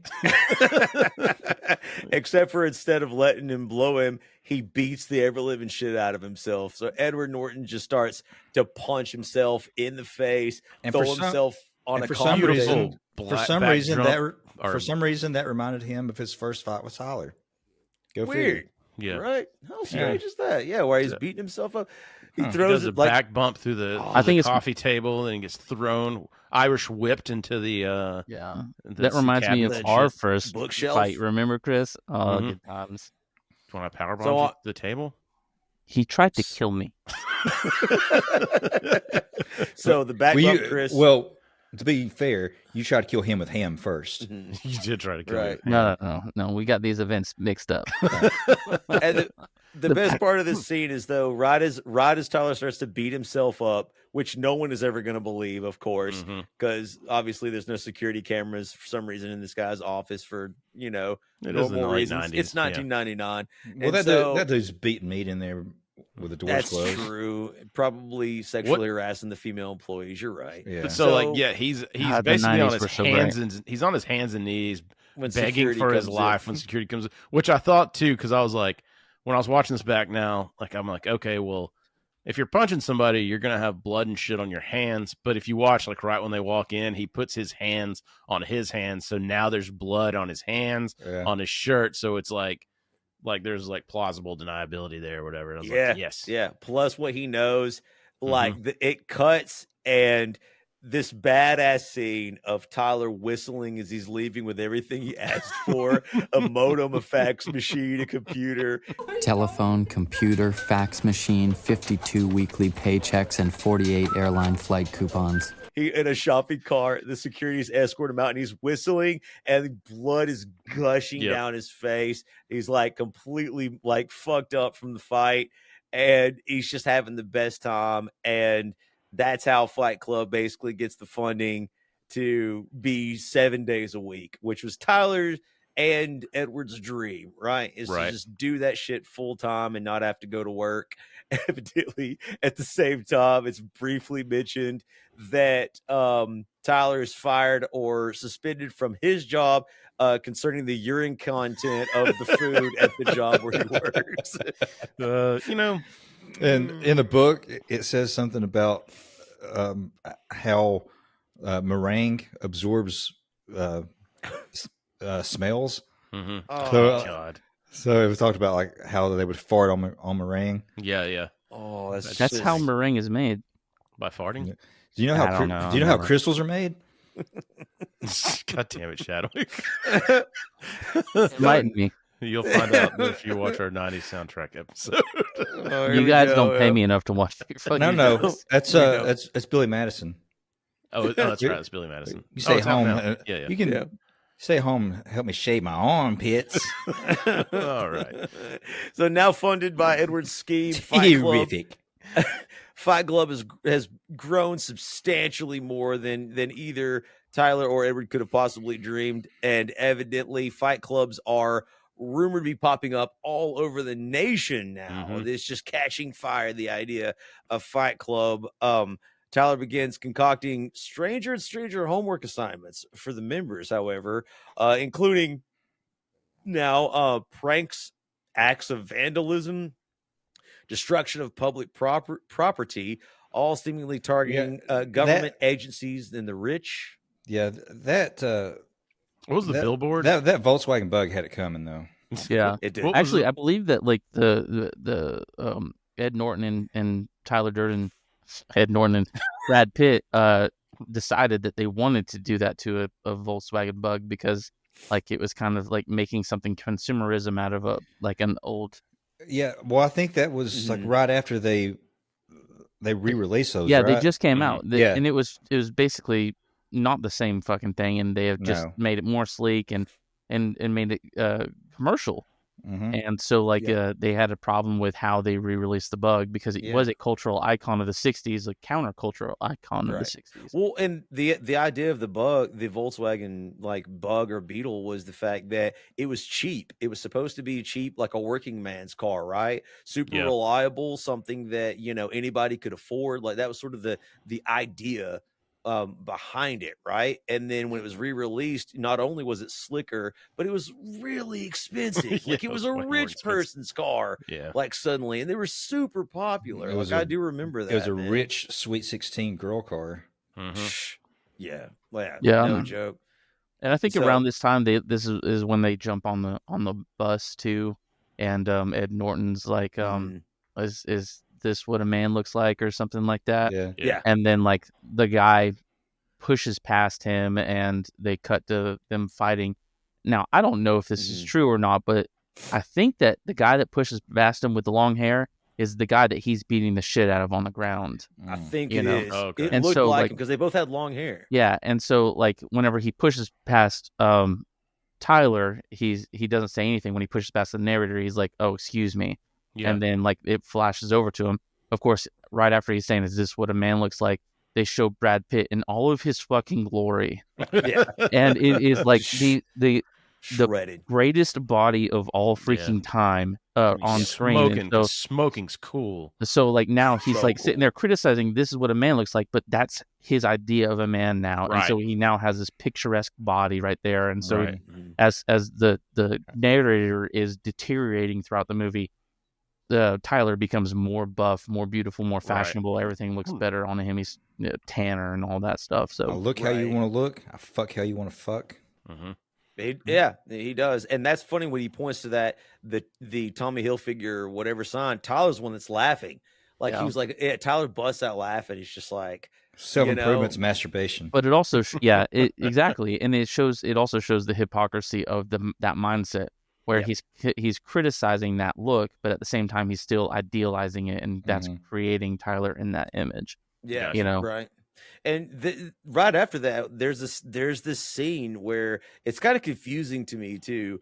Tyler has a gun and he goes into the liquor store and drags out his gun. Another hint that cashier. they are the same person, because that's the narrator's backpack. And somehow he doesn't know that there's a gun in his own backpack. Right. You know, like that's just another hint. Oh, wait. What? Right. What's the guy's name they drag out? Raymond K. Raymond K. Hessel, 1320 Southeast Banning, Apartment A. They drag him out back behind the liquor store, and Tyler makes him get on his knees and puts the gun to his head, tells him he's going to die. And the guy's blubbering and he's like scared, obviously, like who wouldn't be, right? As he thinks this is the end. And he asked the guy what he wanted to be before, you know, he basically gave up on his dreams and became this, you know, cashier. And he tells him veterinarian, and he makes a deal with him. I know where you live. If you're not on your way to becoming a veterinarian in 6 weeks, you will be dead. Like you're a dead man. Which is crazy. So if I had made this movie, the second the guy says veterinarian, I would have killed him and been like, that guy had no fucking... We already have enough. He was useless. You when he first shit. You were going from one worthless job to another one. When he first starts asking him about school, the guy's like, "This, I was just studying stuff," and he goes, "Stuff? Were the midterms hard?" Which is what everybody studies now. Like, if that's just what college is become. You just study stuff. Yeah, legitimately. Which so I thought I don't know. I thought that was I won't say it. It was a very profound moment, though. Like, you know, whenever he's running away and he's like, tomorrow his breakfast will be the best breakfast ever, and like that. Yeah. You know, whenever I first saw that, I was like, God damn, yeah, I want somebody to pull a gun on me now. Right. And then it happened, and I pissed my pants. You urinated yourself into the clam chowder. So I agree with you though, because Tyler actually, the way that he says it, like he's almost jealous of that guy. Tomorrow will be the most beautiful day of Raymond K. Hessel's life. His breakfast will taste better than any meal you and I have ever tasted. That moment of being thankful for being alive and having that new lease on life, like they gave that to him, which I don't know. It always seemed weird because, you know, Tyler's such a self-destructive, like view on life that not really much matters, but yet at the same time he does this sort of altruistic thing for this guy. But this is an important step as like the plans and the insanity start to unfold. Yes. This is like you've crossed a line with this one. Like you have someone at gunpoint, like the pranks, whatever. Now you're like, you're going to kill somebody. Like, so. Is this the first movie that Jared Leto was in? The first one I know that of him. And his character's name was Angel. Angel Face. He's not even in the IMDb. I'm pretty sure he's been in movies before. The first thing I remember him in was My So-Called Life on MTV. That's right. He played Jordan, which I thought he was the coolest fucking guy in the entire world in that show. He was cool. I was like, man, I mean, what's this guy? He was definitely the coolest person in that fucking show. I was like, at least as long as he's not a lead singer of a band, at least I'll have something on this. Something for like, for yourself. Why does someone give you so much and me so little? Hate. That's why God put him in Morbius, though, to even things out. Oh yeah. It's all right, man. Let's move on.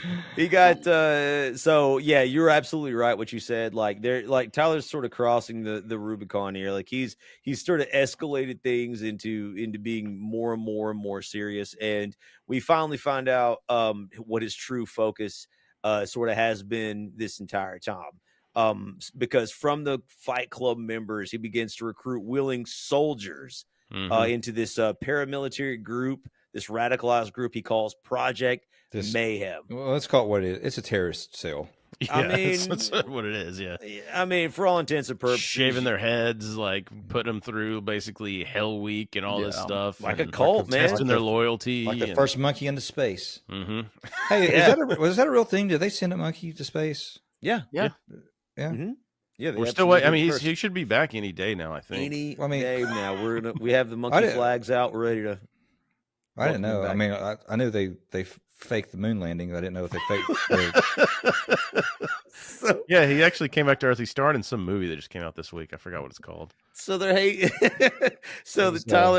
Tyler and Edward are hazing the members of this group that they're creating and indoctrinating them into the next phase of Tyler's plan. Once again, breaking the rules for Meatloaf. He says no encouragement to the recruits, and then as Meatloaf is running off, he encourages them to come back. Yeah, which I think a lot of this shit leads to an unfortunate right. Well, because he cares about him, right? He does. He has a connection with this guy, unlike a lot of the others. The big Moosey. Mm-hmm. Yeah, the big Moosey. He has his tender spot. Like he's the first one that he cried with. You know, he has a connection with the big Moosey. Bob's got two big tender spots, and he does. And besides his moves, like Bob is awesome. There isn't anyone that hates Bob in this film, and that includes the people that are with him. Like he's just the nicest, like friendliest guy ever. It doesn't mean anybody harm. Like even when he beats the shit out of Edward Norton in their fight, like he's like he's got his arm around him. He's like, I didn't hurt you, did I? He's literally like, yes. He's like, yes, you did. You hurt me really bad. He's literally Brian Ballard, but a killer. Yeah, but a killer, stone cold killer. That's right, like one of our friends. So it's like he's just the nicest dude, and like I agree with Gibbs. He sort of drags him into the to this paramilitary group because Bob's just looking for a connection. He wants that. You know, he's easily influenced, not the smartest guy, obviously, but he wants to be part of whatever this is. And the truth be told, Edward doesn't really even know. Like Tyler's the one in control. He's not telling him everything. And this becomes an increasing point of contention between the two. Like Edward wants to be a part of Fight Club. This is part of their group. And Tyler's just moving this forward and escalating things sort of behind Edward's back. And it's starting to get agitating to him. Because he's like, I don't know what you're doing. And obviously, Edward doesn't agree with a lot of the decisions that they're making. And this leads us over to the car scene where this is fucking sheer insanity. Well, right before that, actually, they move past public vandalism, and their first act as Project Mayhem is to threaten the police commissioner of Seattle by basically finding him in the bathroom, tying his balls together with a rubber band, and threatening to cut them off if he doesn't drop the investigation into their vandalism crime, which always seems to work out. And he lets them know like who they are. Like the people you are after are the people you depend on. We cook your meals. We haul your trash. We connect your calls. We drive your ambulances. Do not fuck with us. Mm-hmm. Yeah. He lets them know, and the police commissioner's like, like we're gonna drop the charges. And I mean, he's the police commissioner of Seattle, so of course he rolls over. I'm surprised he has balls to even band-aid up. You know what I mean? That's what shocked me. Kind of surprised they even have a police commissioner. Yeah, he's like, well, right? as long as you don't steal more than $1,000, it's fine. 1999, ahead of the game in Seattle, but so that's and so as Edward Norton becomes I'm not a monster. I'm just ahead of the curve. As Edward Norton's character becomes increasingly agitated with Tyler, he eventually takes out his rage on Angel Face, Jared Leto's character, and he beats the brakes, knocks his teeth out.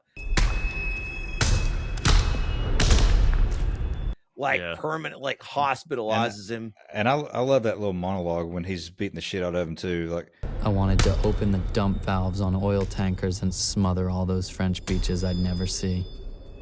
I wanted to breathe smoke. Yeah, and Jared Leto's character face is just being destroyed. Dude. Pulls out his dick and starts jizzing everywhere. I forgot about that. It was for the director's cut. I directed it. So in that session of Fight Club, Edward's character literally almost murders. So embarrassed. I thought I had urinated on myself. I looked down and it was ejaculate. Frothy. I knew how the villagers of Pompeii felt.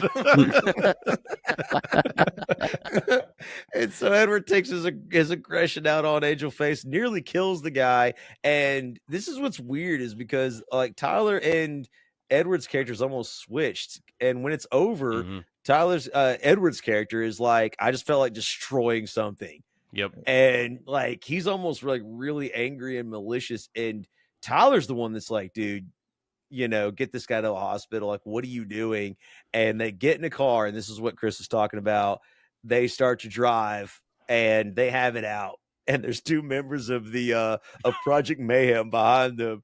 And Edward and Tyler are having this knockdown, drag out argument. Tyler's driving, and he decides to take the final thing away from Edward, right? He's taking away his worldly possessions, his sense of care for being in pain, and finally, he's trying to force him to let go of his life. Yeah, what do you wish that you had done before you died? Right? Build a house. Right? No, I'm asking you guys legitimately. Oh, legitimately? Oh, before we done? I wish I would have made a successful podcast. Yeah. God, I wish you had too. Dude, I'll third that. Dude, I wanted to be internet famous, dude. Just one time. Man. I want to be paid as much as Gibbs for these podcasts. Never gonna happen. Yeah, same here. No one is. What about you, Gibbs? I don't know, man. Own something other than a Nissan Versa. Yeah, I mean, I think we're all pretty happy in life right now, so it's hard to be like, I mean, what would you do? And I'm like, drink more beer? Well, yeah. I really would, legitimately, I wish I could write a novel. I've tried a couple of times and stalled out. So that really is something I would love to do before. I wish I had a college degree. I don't want to have earned one, but I wish that I could give someone money and they would give me a college degree. I'll sell you one. I thought of something. Before I die, 2 chicks at the same time. See, it ties back around. Office space. So, damn it, Leaf. I was about to say I would do nothing. But here we are. You don't have to have $1 million to do nothing, man. Hey, my cousin Walter, he's broke. Don't do shit. Yeah. And so, Tyler just lets go of the steering wheel, and Edward Norton fights him at first, but then he's like, you know what? Fuck it. I don't care if I die. And this is the final step. This is Tyler's final step into just, convincing Edward to become more like him, or should we say one and the same. And they get in a hideous car accident.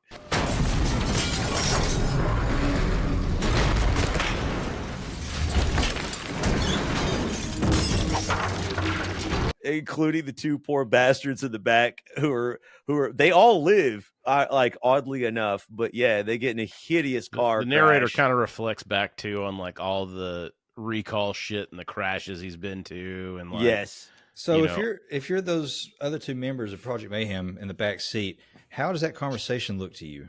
Pretty cool. Every other conversation you've been seeing going on probably through the entire movie. Yeah, I we're about to get to the big reveal. We've already teased it anyways and mentioned it, but yeah, I actually that's something to really think about. With the mind-blowing part of this movie is how any of these things go down, and sort of how everybody sort of just goes along with it. Like they obviously know what's happening, but they just simply accept it, I guess. See, in a perfect world for me, after the end of the movie, they would cut back to this car accident scene and show them all burned alive, just like what had happened.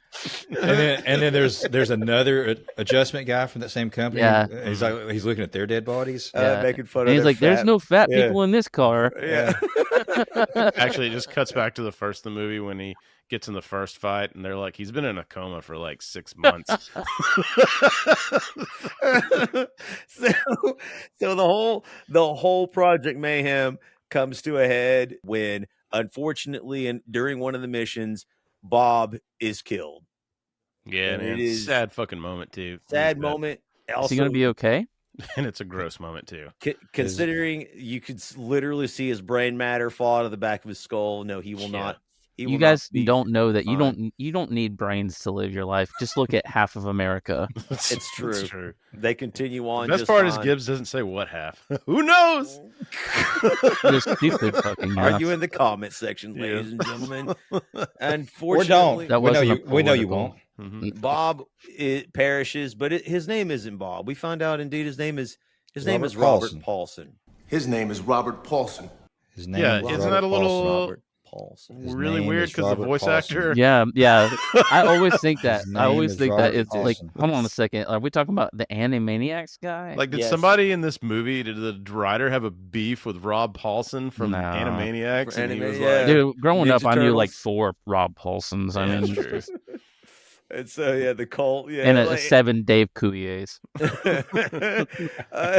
And right as the scene happens, Tyler disappears. Right. Edward Norton is left in the big house, this paramilitary group with no leader, running rampant, running missions. Edward has no clue what's going on, like absolutely no clue. And it's just like, he's had enough, man. Like Rob Paulson, like Bob Bitch Tits, the big Moosey is killed. And that was his friend. Like he snaps and he just goes looking for Tyler. He's going to find him. He wants final answers, and he goes up to his room.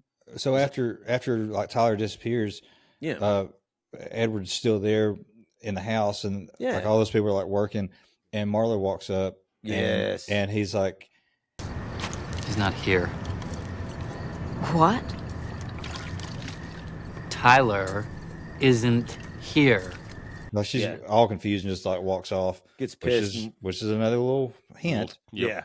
It's pretty much, you're right. I think that's the final hint before we get the big reveal. And Edward, absolutely fed up, goes into Tyler's room and finds coupons for flights. Flight vouchers, right? Like all over the and that are all over the country, and begins to retrace Tyler's steps, trying to find out where he'd been. And he comments and narrates basically everywhere he goes seems almost like deja vu, like he himself has been there in each and every city, but nobody knows shit, man. He talks to random people, and every time they just clam up, or they don't know anything, or they've lie. They've all been sworn to secrecy. And this has probably happened. You can tell this has happened before, because when the reveal starts to happen, and it's the guy that's got the halo on, and he's like, "Is this a test, sir?" No, this is not a test. So do you think it's after Edward Norton quits the job or blackmails his boss or whatever, he doesn't have to go to that job anymore? Yeah. So that part of him is asleep more. Right. Yeah. But and also, like, early in the movie, whenever he's going to that first claim, the boss is like, remember to grab the flight vouchers and shit like that. And so he's using those flight vouchers from work to get everywhere. And stuff. And it's just like he's more and more blacking out and losing memory and losing time. Right. And so Chris is right. Finally he It's he like, no, Mr. Vale. yeah, like Edward Norton realizes slowly but surely that like Tyler has been starting fight clubs all over the nation, recruiting soldiers for something. We don't know what. And in a deleted scene, he's been renting movies from Blockbuster and not returning them. This Tyler Durden guy's son an of a asshole. bitch. The true villain. All over the fucking. At that point, you know like, what? so they had to cut. They had to cut This that guy's a scene. real jerk. Yeah, they had to cut that scene because everybody started walking out of the theater like, this shit. Yeah. That guy's an ass. They're like, do you know how many late fees that dude single-handedly his end goal was to take down Blockbuster, and he did. His master plan. Yeah, his name is Jeff Netflix. That son of a bitch.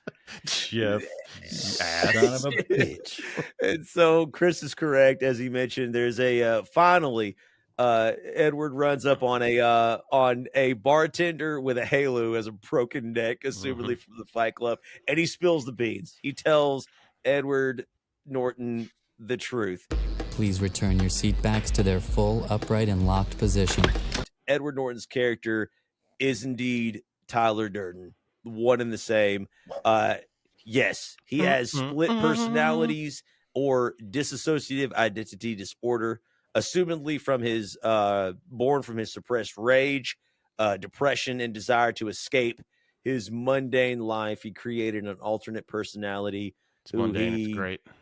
who he had been relying on, which explains a lot of the which is just a gigantic mindfuck, because he runs back to his hotel and Tyler's there waiting for him. You broke your promise. Jesus, Tyler. You fucking talked to her about me. Tyler, what the fuck is going on here? I asked you for one thing. One simple thing. Why do people think that I'm you? The last person to confirm it is, of course, our best pal in the entire world, Marla, who's just like, what's my name? And she's like, you're Tyler Durden. And it's just like dun, dun, dun. Yeah. And you start to realize, this is what the mindfuck is, because you go back, just like we were talking about a minute ago, all of the scenes with Tyler, he's not really there. And it shows some of them. We get a montage of him beating himself up outside of the bar. And the two guys that originally see him, you see him laughing because it looks like two losers beating each other up the first time. But it makes so much more sense the second time, because he's like punching himself like in the face and hitting himself in the stomach. And it just looks ridiculous. And all of those scenes. Yeah, it's pretty crazy. Which would, see why people would be like, hey, what the fuck's going on out here? Yeah. Watch this guy beat his ass. Like, right. Cool. Right. Exactly. I'm kicking my ass. Yep. You mind? This is basically, it's exactly like all of those scenes. And again, that was one thing that I noticed, is I was like, all of these people that went along with this had to have known that he had split personalities. Well, that's what I mean. So, like, when you find out, and you're talking about in that car ride, right? They've been seeing this the entire time they've been here. Yeah, so how depraved are these people that they're following someone that's a complete fucking psycho? They idolize Charles Manson, bro. Yeah, I was gonna say cults in general. Because you remember one of them Brigham Young. The only thing that makes this not a cult, is the fact that Tyler didn't try to fuck all these guys. Well, that we know of. Director's cut. I mean, there's a lot of jism in the director's the director's cut. More like the erector's cut. Nailed it. I mean, for all we know, he did, because we only saw things generally from Edward's point of view. So who knows what all Tyler was doing, but it also makes sense. Maybe all those condoms weren't from Marla. We also, it makes sense now that, there was this sworn to secrecy kind of thing, because Edward wasn't privy to a lot of the knowledge, and this is a way of Tyler keeping him from finding out like a lot of things, right? Well, and you had when he tells, like, he always tells him when he's talking to Marlon not to mention him. Yeah. Yes. So there's that battle was going on in his mind the whole time, because he didn't want people to find out about him, but also he didn't want Edward to find out about him. Like that was the most important thing, because he knew Edward would, if he talked too much to Marla and talked about Tyler too much, Marla was going to be like, but you're Tyler. Right. And he would have found out the truth a long time ago, and Tyler wouldn't have been able to manipulate Edward into doing this master plan, which is now coming to light. Little by little, you're just letting yourself become Tyler Durden. Tyler explains we're one and the same person. I'm just the better, freer version of you.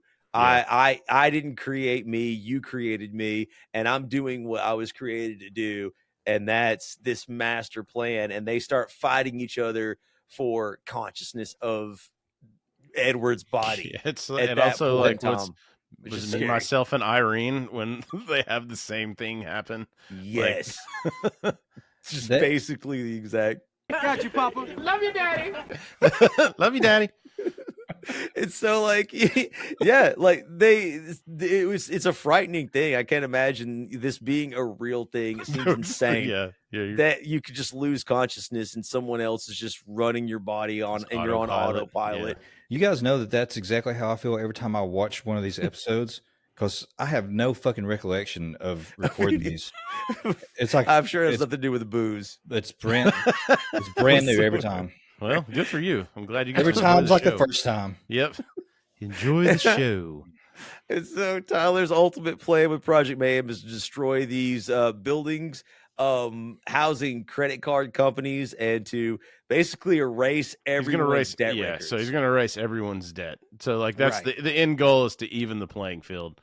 And not teach us how to manage our money, so then everyone in 2 years is just massively in debt again. Right. And right. And so for the next 20 fucking years, I had to hear every retarded person that doesn't know how the economy works, like, explain, we'll just erase it. And then it doesn't, your just student loans are gone. You don't have to pay anything back. Because that's how economies and businesses and then work. The dollar has no value whatsoever. Yeah. No value whatsoever. Yeah, people are stupid. They really are. They don't realize that Tyler didn't save anyone at the end. This is this is a disaster. So of a like movie. this, the narrator is distancing himself from Tyler at the end of this movie. He is trying to get away from it because he realizes that although this is my idealized version of what I think is, I'm wrong, and everything that I have created in Tyler is wrong. And it's stupid and self-destructive and destructive of our civilization. And it is the bad thing. The problem with this is everybody that came out of this movie, every dude bro that comes out of this movie is like, yeah, bro, we should get rid of this fucking credit card companies. And you're like, okay, cool. Fuck off. Don't ever fucking do that. You stupid fucks. You are missing the fucking point. Tyler was wrong the entire time. That is the point of this fucking movie. The guy, it's like it's in wrestling. Although he's sexy as fuck. In wrestling, it's always the great bad guys have a kernel of truth in what they're trying to do, or just great villains in movies and stuff, right? So it's like Thanos. Mm-hmm. He had exactly like so there's a kernel of truth in what's trying to be done, but then in the end, like, it's wrong. All in the end, it's just an act of terrorism.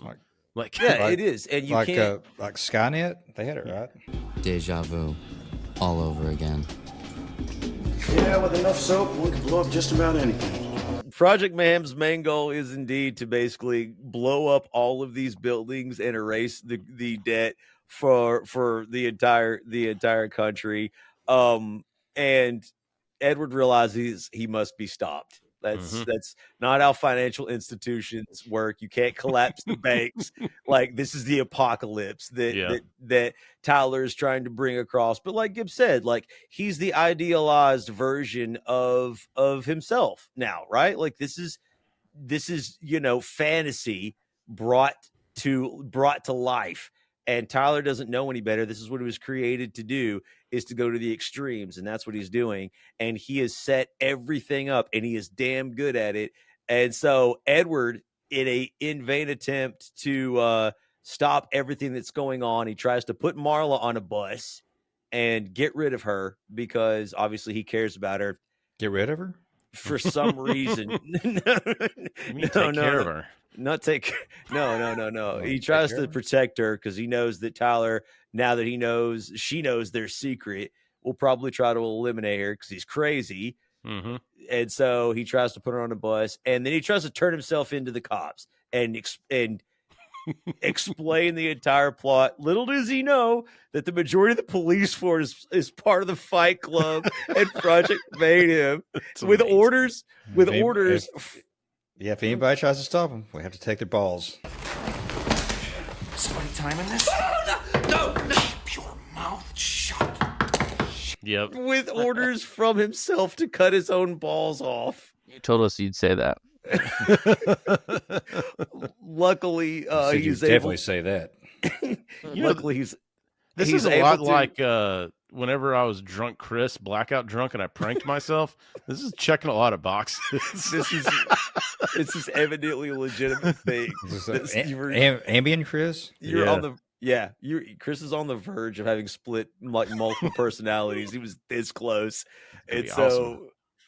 and so he manages Edward manages to break free of the cult police officers by stealing one of their guns. He escapes and runs to one of the buildings that is supposed to be blown up, and he has a face-off with Tyler for his control of his mind, which he loses in hilarious CCTV self-beating. Okay, so in one of these, this shit straight looks out of some shit off of like a paranormal movie where there's like poltergeist activity, like him being choked and dragged across the floor. And then I was like, well, maybe Tyler's just a demon. Like, what the fuck is all this? Well, so I think Gibbs was saying earlier, like Tyler seems to get like more and more buff, like as the movie goes. And this part, like he's wearing a tank top, and he does that like Bruce Lee, like though. Like Jesus Christ, look at the fucking shoulders on that guy. Jeez, I want to lick him. Yeah, even when he's the bad guy, you're like, fuck yeah, man. That's cool as shit. I mean, if he tried to kiss me, like I'd probably push him off at first. And so he loses, and when Edward comes to, he is in a chair with a gun in his mouth, and we're back to the very first scene. So one of the best jokes in the movie. So at the beginning of the movie, he's asking him like, "You have anything to say or whatever?" And he's like, "I can't think of anything." And then at the end of it, he's like, they cut to that same scene, and he's like, "Do you have anything to say?" And he's like, "I still can't think of anything." And then Brad Pitt's like, flashback humor. Breaking the fourth wall again, which he does continuously in the movie. We did have time to mention all of those, but it's the humor is perfectly oriented. We got time. Let's go back through it. Okay, in scene one. This is this movie's mark. Actually, I have the script right here. Scene by scene. And so Edward realizes he's not strong enough to physically or mentally overcome Tyler, but he does realize how the game works now that he's aware. And Tyler is sitting in front of him with the gun, and Edward tells himself, okay, I can figure this out. This isn't even real. You're not real. That gun is even in your hand. That gun's in my hand. And it magically appears in his hand. Interesting. And, right. And so what happens next? Like, where do we go from here? Well, he has to kill Tyler, and he does so by putting a gun in his mouth, just like editing Chris is going to do when he gets a hold of this episode. And he pulls the trigger. My eyes are open.